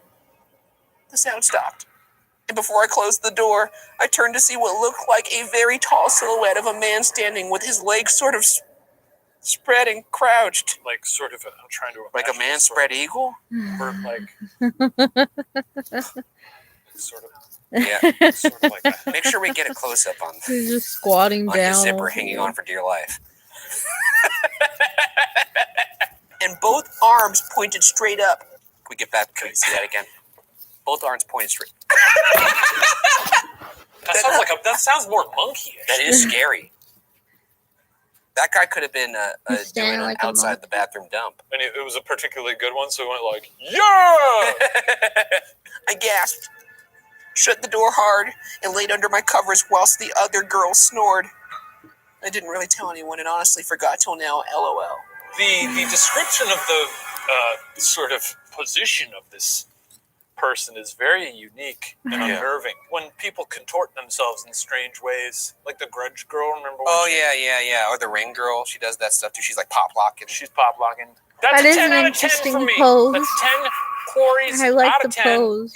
No, but I want you to you seem like you're wavering, but I want you to imagine seeing a man in the middle of the night in the forest, crouched down with his hands up. Can I see it again? I need to it's see it one more scary. time. No, turn towards me. Bizarre. Actually, you know what? Can you turn towards wherever your close-up is? I need the audience to see that. Look straight in the camera. I think we need to do it. You know what? Upon further Go like reflection, this. while you're really shaky, you need to work on your core strength. Don't do that. You know what? 10 out of 10 chords. Great. Oh, that's too many quarries! And can there ever be, really? No. No. Buy infinite copies of the game. You can never be too sure. That's buy right. one copy, buy another one. QuarryGame.com. Go right now to buy more. QuarryGame.com. So you can get Video video cores game. for yourself. Yeah, genuinely, I'm excited to play that game. Me too. You're going to play it exactly It's in that hot. position that you were just in. That's right. It's Controller warm. above your head. I have a tiny blanket. Too hot. No, wait. Shh. Do you hear that? It's the final story. I thought we had one more, but I saw you didn't have any more, and I didn't have. I don't have any either. What if we That's not a piece of coal. stick your hand in the fire? It's going to hurt. It's going to hurt. But you have to do this for Nonsense. the viewers. Oh.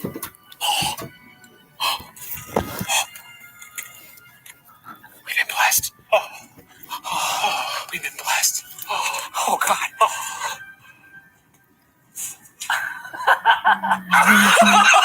I couldn't. This is from St. Brooklyn on Instagram. When I was 8, our family went camping. I like this voice. You're very Buffalo Bill-like. I don't know what's going on. At a lake with our RV. However, in the middle of our trip, the toilet got messed up. You sound like anonymous. Say, put the lotion in the basket. It puts the lotion in the basket. It does sound pretty good. However, in the middle of our trip, the toilet got messed up, so we had to use the community bathrooms, which was a long walk from our RV. I hated going anywhere alone, but when I had to go, all the adults were night fishing, and my sister wouldn't come with me.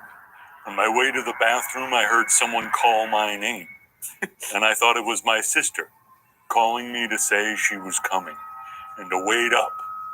But when I turned around, she wasn't there. 5 seconds later, I heard it again, but it sounded like my mom. While continuing to walk to the bathroom, I heard my name called once again, but now it's followed with a, "Come here." Because it's my mom's voice, I start walking toward it. However, when I'm getting close to the trees, I hear my mom and sister yelling for me. Well, you can't trust that. Wait a second. Your mom's voice coming from the forest at night, you know your mom's not out there. You're walking towards that? I'm not. Absolutely not. I'm not. You've heard that classic scary story. You've heard this one. So you hear your mom downstairs. She's like, "Oh, come on downstairs. I'm making French toast, whatever." And you're walking, and then from the closet, in the hallway, someone reaches out and grabs your hand, and it's your mother. Yeah. She's like, "Don't go down there. That's not your mother." It's like, who do you trust? That's good. That's good, right? That's like a That's nice not little me, scary Captain. story. Anyway, I hear my mom and sister yelling for me, but their voices are coming from behind me. When I saw them, I told them that I heard Mom calling me from the opposite direction. My heart dropped to my feet when they told me that my mom had gotten to the RV just as I had left. After years of telling this story, I've had people tell me the legend of the Skinwalker, but I've always told myself it was just a prank. Is that the end of the story? yeah, That's the end of the story? that's it. Loved it. It's a good one. Nasty mother. I don't know anything about a skinwalker. Skinwalkers are basically Some like people always like, do that on yeah, they're like a cryptid of sorts. Yeah, it sounds like a scary experience. I'm glad you made it through it. Keep on trucking. Don't tell this story to anyone else. They'll think you're weird. That's going to be an 8 from me. 8 quarries out of 10. I'm going to have to give that 7 quarries out of 10. Well, now that's been a good time here around the real campfire in the real outdoors. That's Ryan, right. thanks for sharing these scary stories with me tonight. Stephen, thank you for the beverage. Jelly. And thank you all for joining us for this very special episode. Stick around next week. We got another full season of Too Many Spirits coming in hot. And all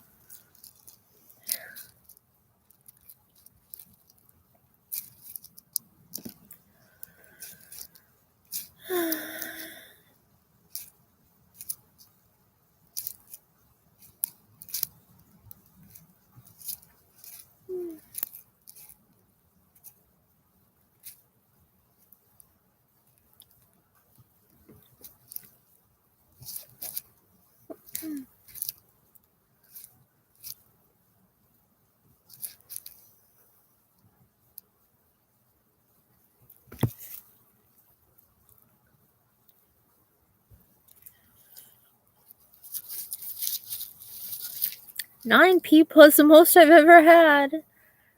I'm just laying here. What's something good to put on? I don't really have nothing. People are leaving. I don't really have anything to say or do or anything tonight. I don't know. I'm just not feeling talkative or anything. I like I know. Let's put on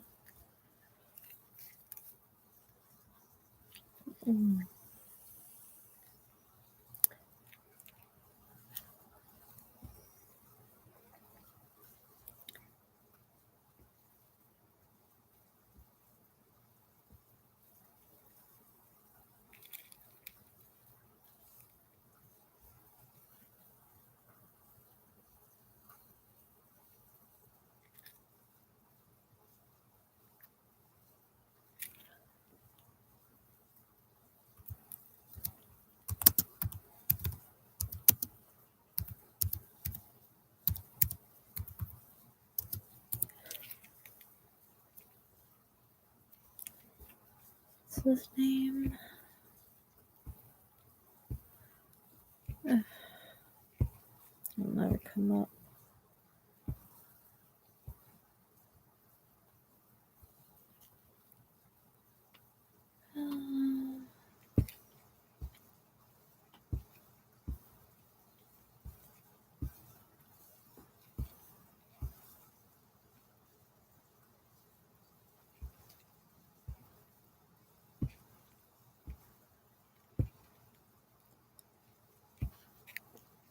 Well, put SCPs on those are spooky.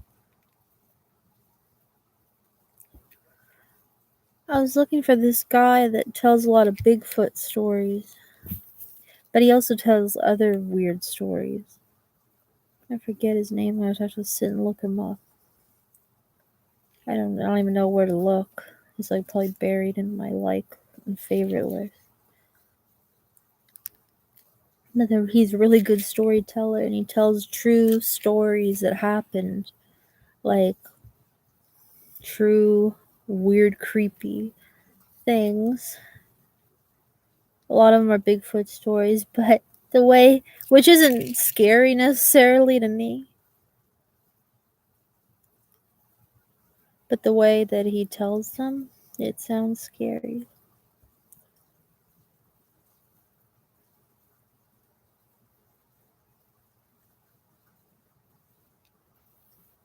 Oops. What's happening? What's happening?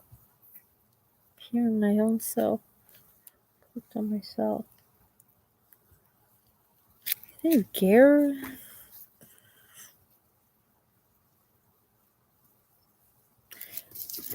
I don't know. Let's put some recipes.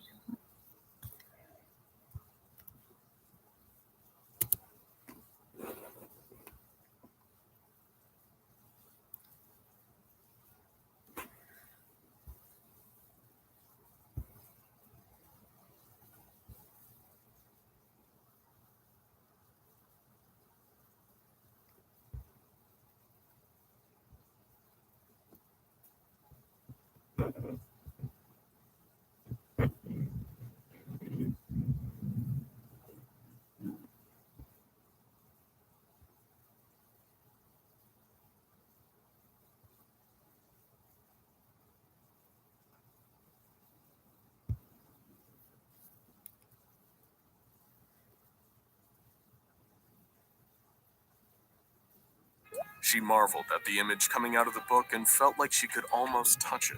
But suddenly, a strange feeling came over her. She had the feeling that she wasn't alone. Still wearing the glasses, Andrea looked up from her book and saw it, standing in the corner of her room. Something huge. Something monstrous. Andrea's parents heard her scream and came rushing into her room. There was their little girl, dead. It looked like she'd been mauled to death by a wild animal, but there was no sign of her killer. The windows were shut tight, unable His to be 25 opened from most the frightening outside. SCP. It was like whatever horrible creature had done this had vanished into thin air.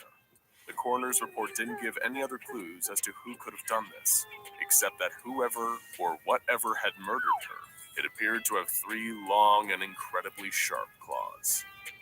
The terrible tragedy of Andrea's death rocked Nashville, but it never made the national papers. Why? Because the to your arm after it had been charged with static electricity. He continued to report seeing. It was November 20th, 2019. I'm not really in the mood for this actually right now. I could really get into these, but I don't know what I'm in the mood for.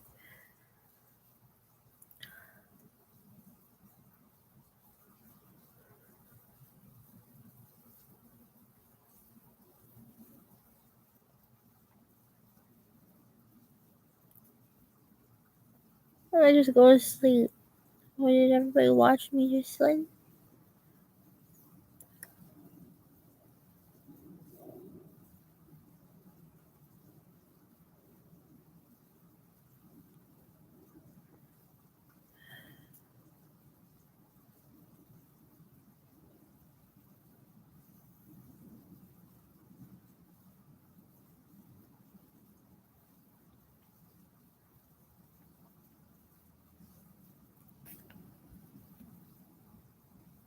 Copter circled far above in the freezing wind of the Antarctic.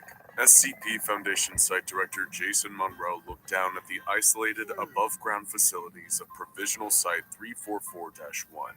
Something about this place made him nervous, edgy, and for good reason. Between This is a psychological game about being shut inside, which I think is something that we can all relate to, whether we like it or not.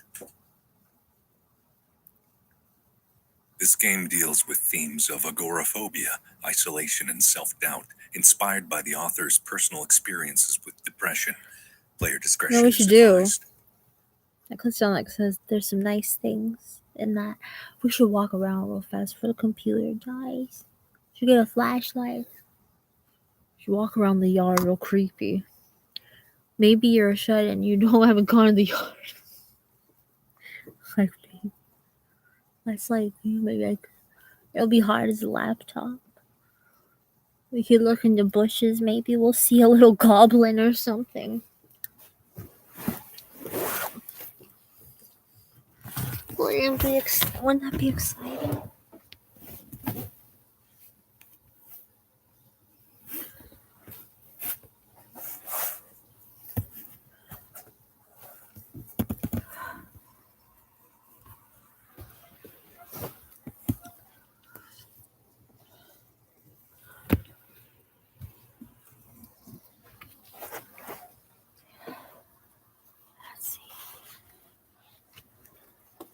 Oh.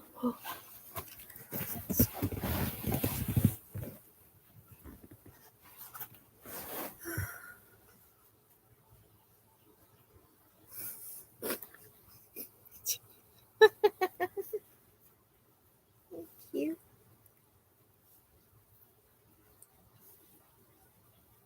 They're cute boys. They're cute boys, huh? My favorite boy, one Drew. You know, I like them. I like boys. Boys are cute, huh? Aren't boys cute? I'm so sorry, man. Mom, man, go. Okay, let's go.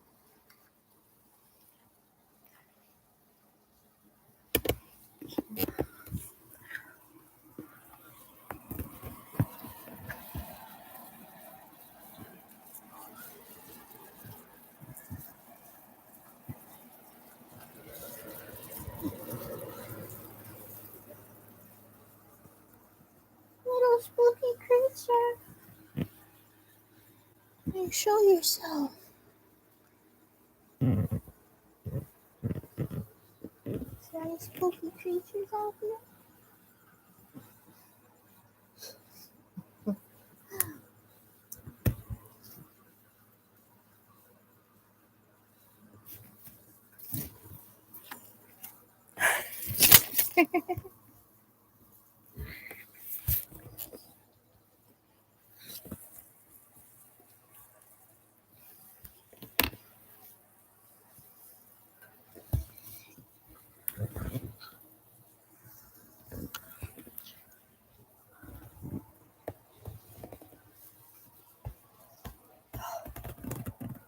God, it's a spooky box my grandpa made.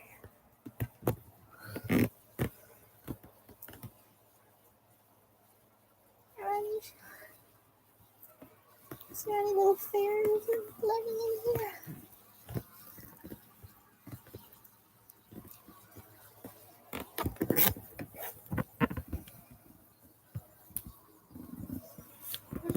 Vincent's mother saw a fairy in the garden. It made her write a book about fairies.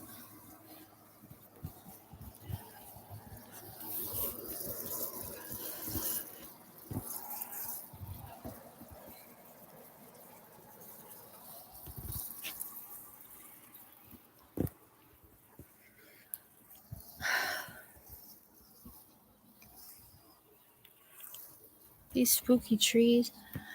These trees have been in a lot of my dreams. Can't you even imagine how they would be in a lot of weird spooky dreams? Just looking at them. They even look like spooky dream trees, don't they?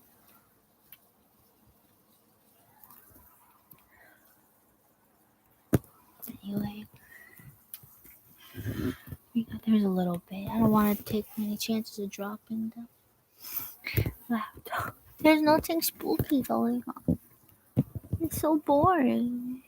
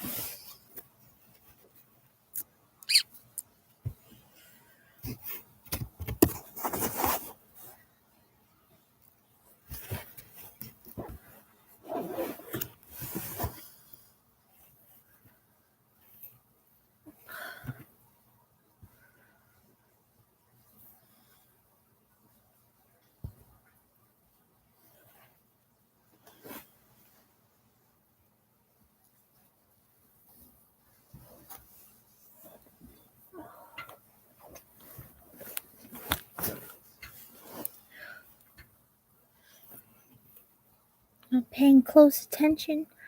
There's little holes coming in. The tent.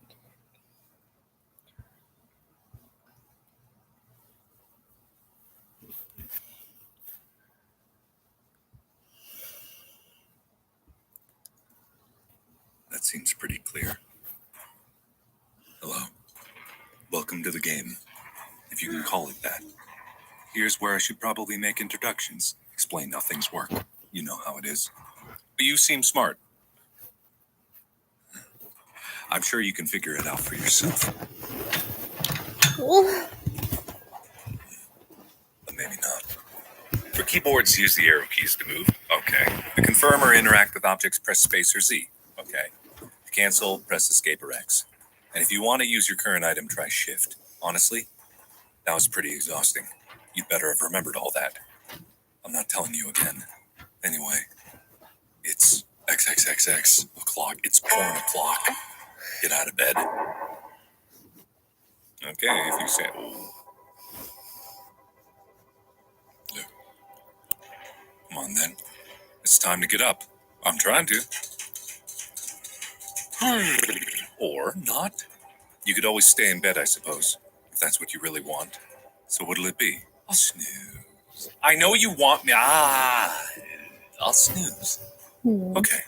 Well, if you change your mind, just press space A or get started. Surely you can't stay in bed forever.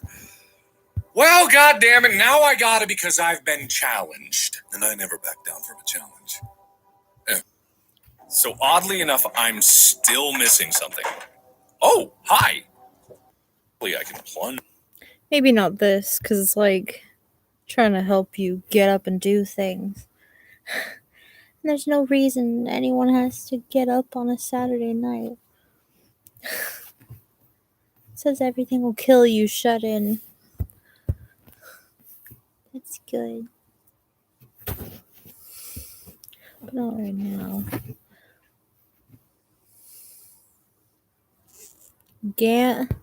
Gamel? Is that?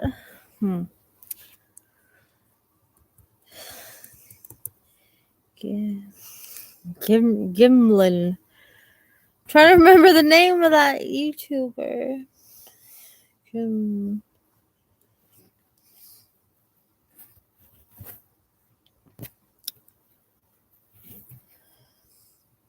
it.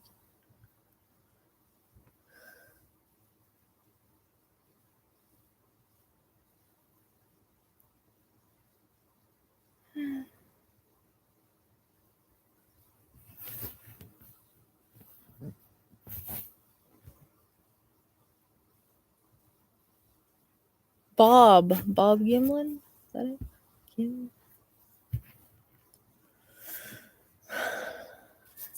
That sounds familiar.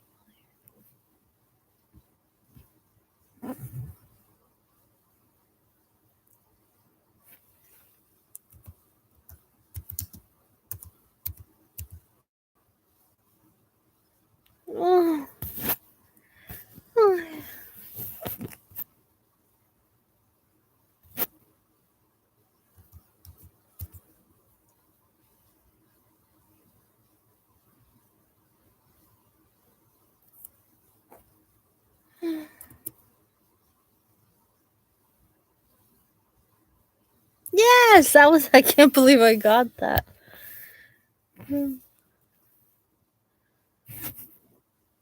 Yes, Bob Gimlin. If you want to hear somebody in a nice voice tell you scary, true stories, I recommend him.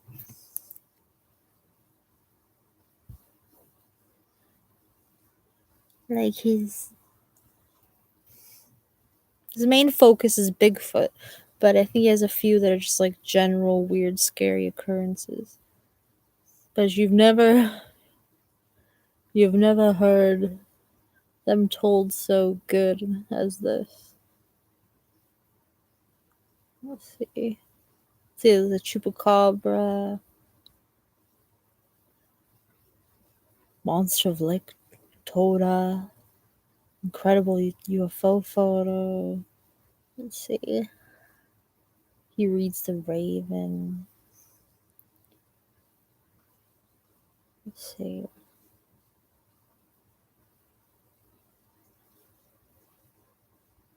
Ex-Cryptids and the full saga of the Billy Ape. The Mysore Bear.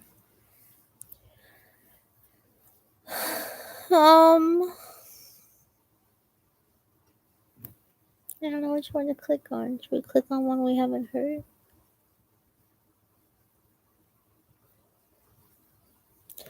The most incredible one ever told, huh? Well, I guess we better hear that. The most incredible Bigfoot encounter I'm ever Bob told. Gimlin, and today I have a very special video for you. I've been struggling with this video for literally years, but at this point, I've decided that anything is better than nothing. So I'm just going to explain all of this to you as if I'm trying to explain it to an old friend. All the way back in 2018, I received some very titillating emails from a witness to Bigfoot, which is an understatement. He's a lot more than just a witness. And quite frankly, I stopped reading the emails because if any part whatsoever of it was true, I wanted to hear about it for myself. I needed to, I guess you could say. So I made my way to Michigan to speak to the witness firsthand. This was the end of February going into March of 2019. His name is Randy, and he now has his own channel, and he is the founder of Midwest Bigfoot Research, and I'll certainly put a link in the video description, and I'll pin his comment, should he decide to make one. The story you're going to hear is uncomfortable, and it's disturbing. In a lot of ways, it's too much. But one thing I'm completely certain of, well, as certain as anyone can be about anything, I guess, is that Randy isn't lying. There's no doubt about that in my mind. This is his truth, leaving two possibilities. He's crazy, or this happened. Gosh, I kinda hope he's crazy. But I don't think he is. Anyway, all the illustrations you're going to see in this video are drawn by Randy himself to cement this experience and use it to better understand these creatures and the nature of their existence. The events occurred in 1977 when he was 10 years old. Okay, here it goes.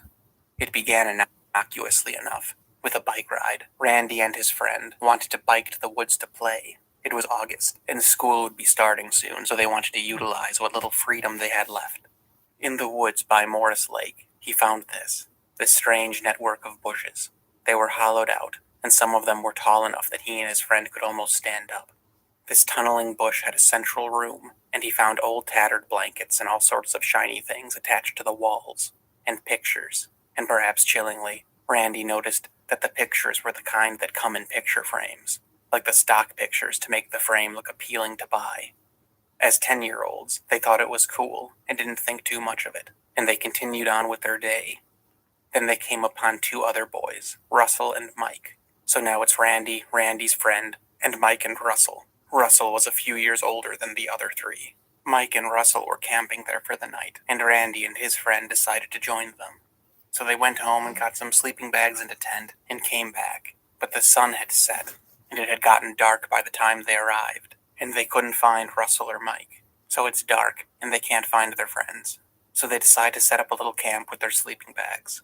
About an hour later, after they had just gotten situated, they heard Russell, the older boy from before, yelling for his friend Mike, over and over again, Mike, Mike, Mike. This drawing is not what Randy saw. Rather, it's the reason that he heard Russell shouting for his friend. Then they started to hear other things, growls and screams. And according to Randy, these noises could not have been the result of any human. They were so frightened by the growls and screams that they got on their bikes and left. Randy told his parents what happened, and they laughed. His dad said he knew the boys would chicken out. The next morning, they set out to get their tents and sleeping bags, which they had abandoned, and this is what they found there. Russell was talking to Channel 13 News, and they weren't allowed into the vicinity where they had left their stuff. It seems that Mike had gone missing. He would be found 24 hours later, and he would never speak about what happened to him in those woods. However, it was blamed on a recently hired school bus driver. Randy did not put this together until much later, but a few days after this incident, he believes that he and some friends had spent an afternoon chasing a dog that wasn't a dog. According to Randy, these creatures are just as comfortable on four legs as they are on two, especially when they're younger. About a week later, one of Randy's friends, a boy named Tim who lived a mile away, which was the closest house to where Randy lived, abruptly stopped socializing. And Randy thought this was strange, so one day at school, Randy asked Tim why he hasn't been around, and Tim said he'd been busy with his pet orangutan. And Randy thought, well, Tim's gone crazy. So on a weekend, Randy walks to Tim's house to see if Tim wants to play. Tim wasn't there, but the babysitter said that Tim was in the cornfield, quote, playing with a troll. And the babysitter said he was playing with a troll. The babysitter thought it was a troll? Yeah, the babysitter said it was a troll-like looking thing. And in the cornfield. In the cornfield. That's 50 feet away from the house. Yeah. So Randy went out back, and he found Tim sitting right beside the cornfield, with all of his toys scattered around. Randy didn't expect to see anything, of course, until he did. And I guess this is what he saw. Tim informed Randy that the creature's name is Mike, and that he can say his name. Now, in hindsight, Randy believes that he learned the word after the incident where people were shouting for the human Mike in the woods all night. Tim informed Randy that the orangutan doesn't like clothes. After regarding Randy skeptically for a good amount of time, Mike the Sasquatch emerged from the cornfield and grabbed Tim's arm, as if trying to take him into the cornfield. Tim was not alarmed by this. Rather, he playfully said, "Knock it off, what are you doing, Mike?" And Randy learned that Mike indeed could say his name, the name Mike. Though according to Randy, it sounded much like a burp. Now it's important to remember that at this point, the two 10-year-olds very much believed that this was an orangutan, and they played with Mike for hours. Sometimes Mike would retreat into the cornfield, and he would mimic the boys. Mike also liked to say his name, Mike, because apparently Randy and Tim found it funny and would laugh, which the creature seemed to enjoy. Also, Then Tim and Randy went inside for lunch, and Randy went home. Everybody. That night, only Bionic Woman was I'm on gonna start making TV, videos that and way. Randy didn't want to watch it, so he went out to several barns on his property to play, as he often did. He was in the hayloft for a few minutes when he heard the door open. He thought it was his dad coming to talk to him about something, but it wasn't. It was Mike, the orangutan. And after regarding Mike hesitantly for a while, What if they began to what if play. you woke up in the night and And the this is first there's thing a they woman did crawling was up press on their you? feet together. And Randy marveled at what flexible feet orangutans have. This is one of the reasons he was so convinced that Mike was an escaped pet. What would you because say? he was so calm, indicating, of course, Would that you he was let- accustomed to Would you interacting let with me? people. Randy told me that when he was a kid, he had a penchant for making noises. So, like, if he heard a Would noise, you he would repeat it, hit me as with a lot of stick? kids do. And that led to their next activity. Randy would make a noise, and Mike would parrot it, but not only repeat it, he would elaborate on it and make it impossibly accurate. One time I asked Randy what the Sasquatch sound like. He said however they want to. Randy would meow, and Mike would repeat the same sound. Only Mike's meow was indistinguishable from a cat, and the creature would elaborate on the sound, making it obvious that he understood what the sound was. So as an example, Randy would meow, and then Mike would meow, mew, and hiss. So he wasn't just mimicking. It's as if Mike recognized, that's a cat, this is what cats say. And it was during That's the one of last these you ever cat hear of mimics me. I that just Mike die in hissed, the at scene. which point Randy describes Mike's face appear as though it was melting or bubbling. Randy now attributes this to infrasound, which is known to have What a was wide that? array of effects So on whoever weird. hears it, and is also known to be produced by other large mammals. There were ropes coming from the ceiling, and Mike the orangutan and Randy played with them. And this is when Randy got a really good indication of this creature's athleticism and strength. Randy said it was alarming to see how strong he was. So, playing excitedly, as kids do, Randy decided to beat his chest and make an ape noise, like he'd seen in movies. And Mike repeated it, and his eyes turned red, and his demeanor became aggressive, and Randy thought he was about to die. And it was during this aggressive display that Randy learned that these creatures have an anatomical feature that I've never heard of before. He described them as tusk-like teeth that elongate from the molars, and they do so consistent with the mouth opening. So it's like involuntary. As the mouth opens, they protrude, and as the mouth closes, they retract. Well, poor little Randy no longer thought this was an orangutan, or at least, not a friendly orangutan, and he went to flee, but Mike wouldn't let him. Again, looking back, Randy thinks that Mike was still only playing, like the mimicking game, where Mike always took it one step further. So Randy beat his chest, which apparently is an act of aggression to these creatures, which Mike repeated, taking it one step further. It's unclear whether or not Randy was actually in danger, and though Randy thinks that Mike was only playing at aggression, that still doesn't mean that it's not dangerous, because normal actions to this creature could certainly prove deadly to a human, which has obviously been documented in other large primates. Much like Harambe, if you remember that. I don't think the gorilla was trying to hurt that kid. It's just that humans are less physically capable than a gorilla analog of the same size. And so in hindsight, Randy thinks that Mike was only play fighting. He didn't realize that at the time. And Randy started to scream for his life, at which point Mike pounced on Randy and made a strange hissing sound that Randy claims had a paralyzing effect. At close range, Randy was completely unable to move, not because he was pinned, but because of this sound. Look at and he's doing- Randy claims that the sound produced not only prevented him from moving, but actually Doing what I was significantly just calmed doing. him down. Again, in hindsight, he's on Randy top now of it. believes this to be infrasound. Then Randy hears the hay door open, and he thought his dad heard his screams and was coming to his aid. He can't actually turn his head to look, of course, but Mike reacted and hopped off him, at which point Randy observed that it was actually Mike's mother, and she was angry. Again, in hindsight, Randy believes she was shocked to see her son fraternizing with a human, and the father was just outside the barn. So Randy now believes that Mike was using his infrasound to try to silence him, because Mike didn't want to attract the attention of his parents, as if Mike knew he was engaging in a forbidden behavior. The female Sasquatch kind of lifted herself into the hayloft, grabbed Randy, and smelled him, with very fast sniffs the way a dog does. And he said that the Sasquatch picked him up rather roughly to do this. And in the process, the Sasquatch picked him up by the waist and brought him to her nose. So like she wedged her thumb between him and the waistline of his pants. And I guess that immediately broke his pants off. So now he's as he was the day he was born. And then she kind of discarded him or just dropped him, which I guess lacerated his thigh. And there's more illustrations of this on Patreon, but I don't think I should show it here. And he didn't draw anything graphic or anything, but still too graphic for here. And it's at this point that Randy saw the male Sasquatch watching from outside. Meanwhile, Randy's father is approaching with a rifle, and Randy depicted it here. The male could see his father, but his father couldn't see it. Randy's father saw from the kitchen window 2 massive hairy figures moving on all fours toward the barn where Randy was playing, so you could see why he would have taken off with protection. At the time, he thought they were bears. The female grabbed Mike and leapt from the loft, but Mike was still holding Randy, so Randy tumbled with them. Again, Randy thinks this is an example of the difference of the physicality between Sasquatch and humans. As a 10-year-old human boy, that was an extremely dangerous fall. But from knowing what he knows now about Sasquatch, he thinks that that would have just been normal, rough and tumble type behavior. Randy's dad appears, and he's cursing and exclaiming in shock. He can't believe what he's seeing.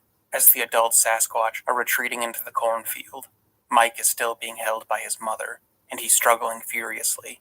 He somehow escapes her grip and approaches Randy and his father on all fours. The adult Sasquatch don't pursue the juvenile, but they growl. Mike stands up a mere 10 feet from the humans, and Randy, who's still in a state of horror, yells for his dad to shoot it, which is kind of understandable at this point. His dad fires into the air because he had a 16-gauge shotgun, which was loaded for birds. He knew it probably could have ended Mike, but certainly not the adults. And being a father himself, it was clear that an attack on Mike would not have been appreciated by the massive creatures before him. At that point, all 3 Sasquatch disappeared into the cornfield. But Mike came out a moment later. Mike's parents apparently thought that Mike was fleeing with them, but he wasn't. With Mike approaching and the 2 parents nowhere to be seen, Randy and his father fled into the barn, because they still don't want to shoot, obviously, and incur the wrath of the 2 giant creatures. But there was a gap in some of the boards of the barn, and Mike once more tried to get a hold of Randy through that gap. At which point, Randy's dad hit Mike's arm with the butt of the shotgun, and then Mike grabbed the shotgun, and they played tug of war with the Sasquatch. But Mike grabbed that gun, and he almost got it away from my dad, and he shot. Well, he had to... He couldn't get the gun away from him. Dad has a leg up on the freaking side of the barn. He's trying to go like, oh, he's strong. He's going like that. And he finally shot, and that scared him away, and it got quiet again. And see, this is why it's kind of important to remember that Randy and Mike had been playing for a long time before things escalated. So Mike was likely still in play mode. Because if you think about it, if 10-year-old Randy and the Sasquatch are the same size, Mike probably has the comparative mentality of a 5 or 6-year-old human. Maturity-wise, I mean. And if you've ever dealt with kids of that age, then you know how smoothly ending playtime goes. Randy's father fired the gun, and Mike let go. And immediately after, they heard sirens. It seems Randy's mother had called the police. She didn't even know that Randy's father had gone out to the barn. But I guess from the window of the house, she saw 2 large animals and couldn't find Randy or her husband. So she believed there was a bear attack occurring and called the police. A squad car and an ambulance arrived. Randy and his father exited the barn, and the responders actually cut Mike off as he tried to enter the barn through a gaping hole in the front. And the policeman asked if there were 2 bears, as dispatch had told them, at which point Randy's father informed them that it wasn't a bear. While Randy is being put into the ambulance, requiring a few stitches at where the female had lacerated his thigh, Mike was crawling through the tall grass in a state of agitation. The police officer could see the movement through the grass, but the grass was too tall to make him out clearly because Mike was on all fours. And then 20 feet from the ambulance, Mike stood up. Randy is hearing this from inside the ambulance, but all of a sudden he heard the police swear and fire their weapons. Randy is unsure if they were trying to hit it or just scaring it off, because Randy's father is begging the police not to shoot it because he assumes the adults are still watching. And to me, this indicates the unfathomable nature and physicality of the creatures he witnessed. There aren't many animals in the world today that would be too threatening to 2 men armed the way they were, short of giant herbivores and lions and tigers and the largest of bears. And then all was quiet, and Randy received stitches in the back of the ambulance while his dad talked to the police. Then they hear gunfire from the direction of Tim's house, and the policeman's radio begins to chatter to that effect. So the police take off a mile down the road, and Randy and his dad soon follow. When Randy arrived at Tim's house, they found the police inside, talking to Tim's dad, and Tim's mother and siblings were packing up the car. They were preparing to leave, which they did. Forever. Randy found Tim in the cornfield, and he was crying. Tim told Randy that his father had shot the orangutan. It seems Tim's family had been relaxing after dinner when they abruptly heard screams and banging on the side of the house. Tim's dad got his gun as Mike came in through the bathroom window and went straight for Tim. Simultaneously, Tim's family began to scream as they see Mike's parents leering in through the window. Tim begged for his dad not to shoot, but Dad, understandably, didn't listen, and Mike gets shot in the living room, and he retreats the way he came.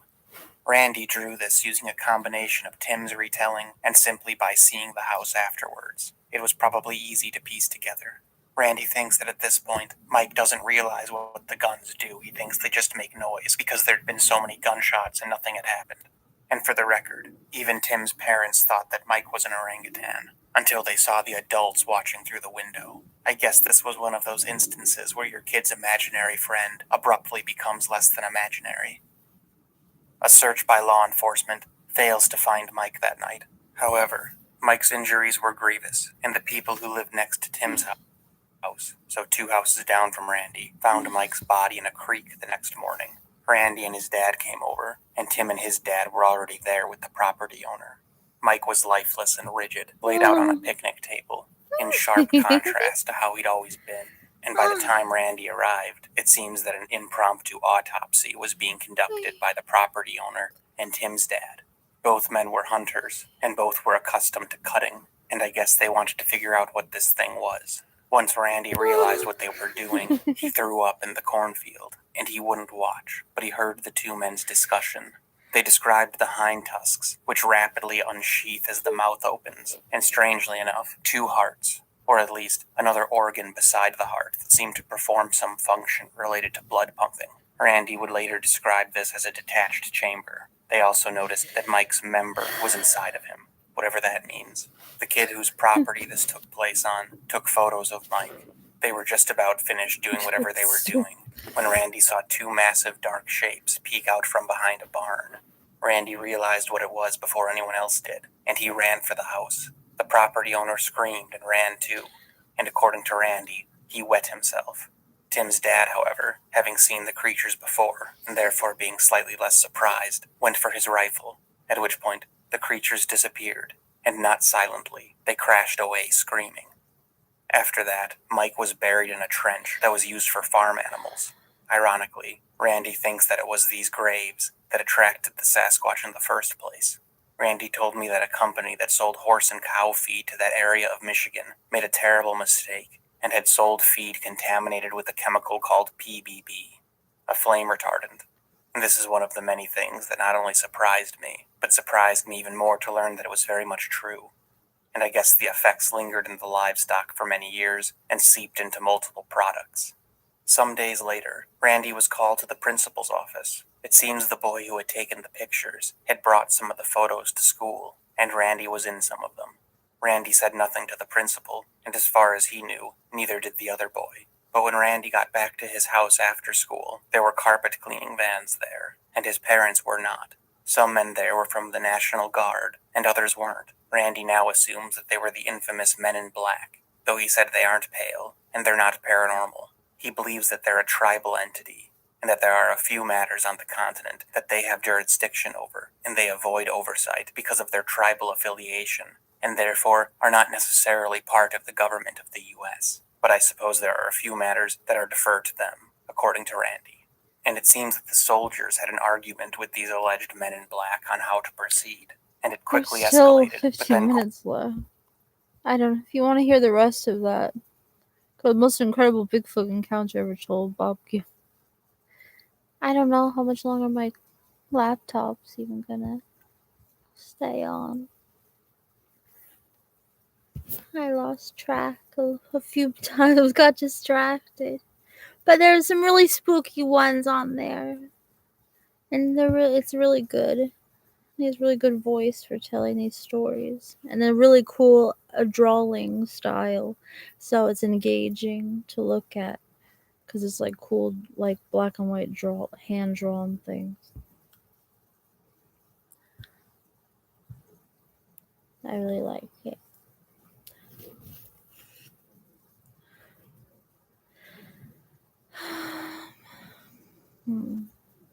Very spooky things I like to look at.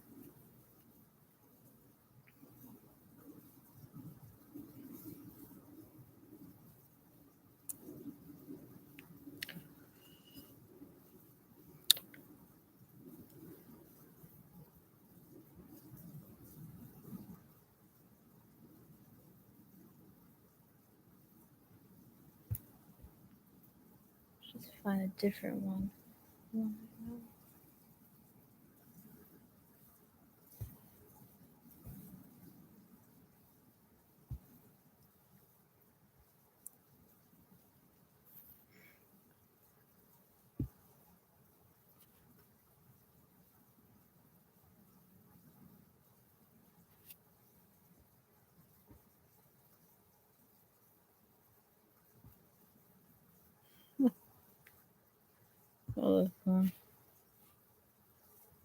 Hi, I'm Bob Gimlin.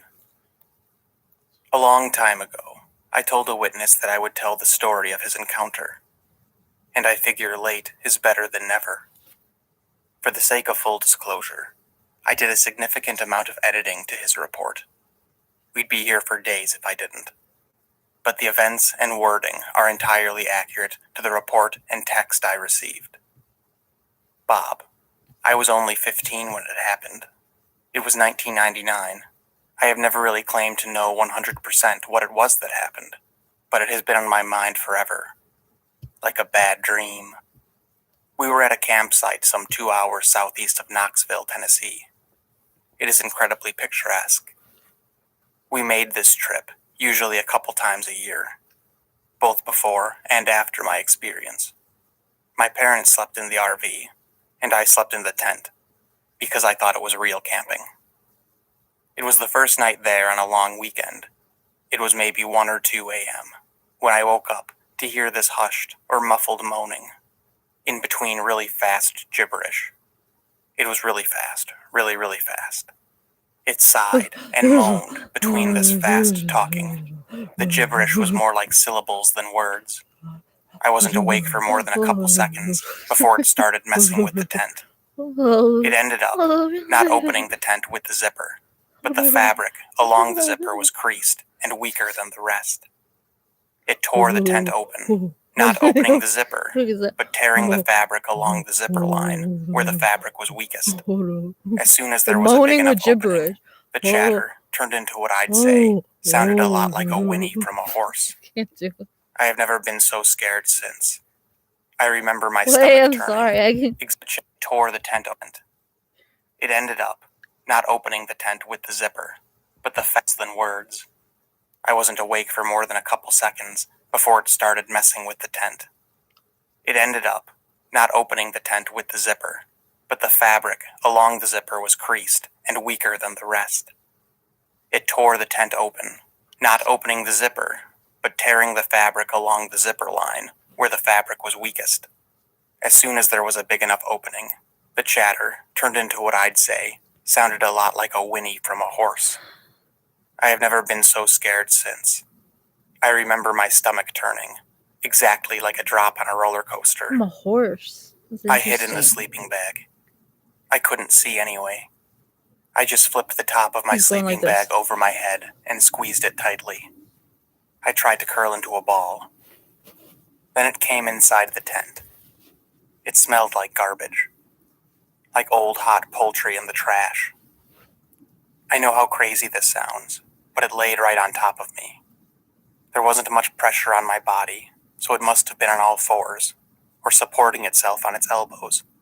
It used what I still call to this day hands to feel out my shape in the sleeping bag. Ooh. I had balled up in my sleeping bag as soon as I heard the tent tear. I covered my face. I saw nothing the entire time. I remember very distinctly that the touching got even softer once it felt its way to my face. Ooh. As soon as those fingers got to my chin, it whinnied again, just like a horse, and started talking fast. I remember it smelling my face through the sleeping bag, and that it was feeling out my facial structure. I think its face was pressing right into the sleeping bag, and I could hear the material rubbing on skin or hair. It sounded like it breathed through a wall of snot in its nose. I don't know why I didn't start earlier, but at this point I started screaming. Absolutely screaming. This has at most been 15 seconds since it first woke me up. Yeah, I'm looking It may at have you been like, even less, though. here's me looking Then it down. ran away, and I heard the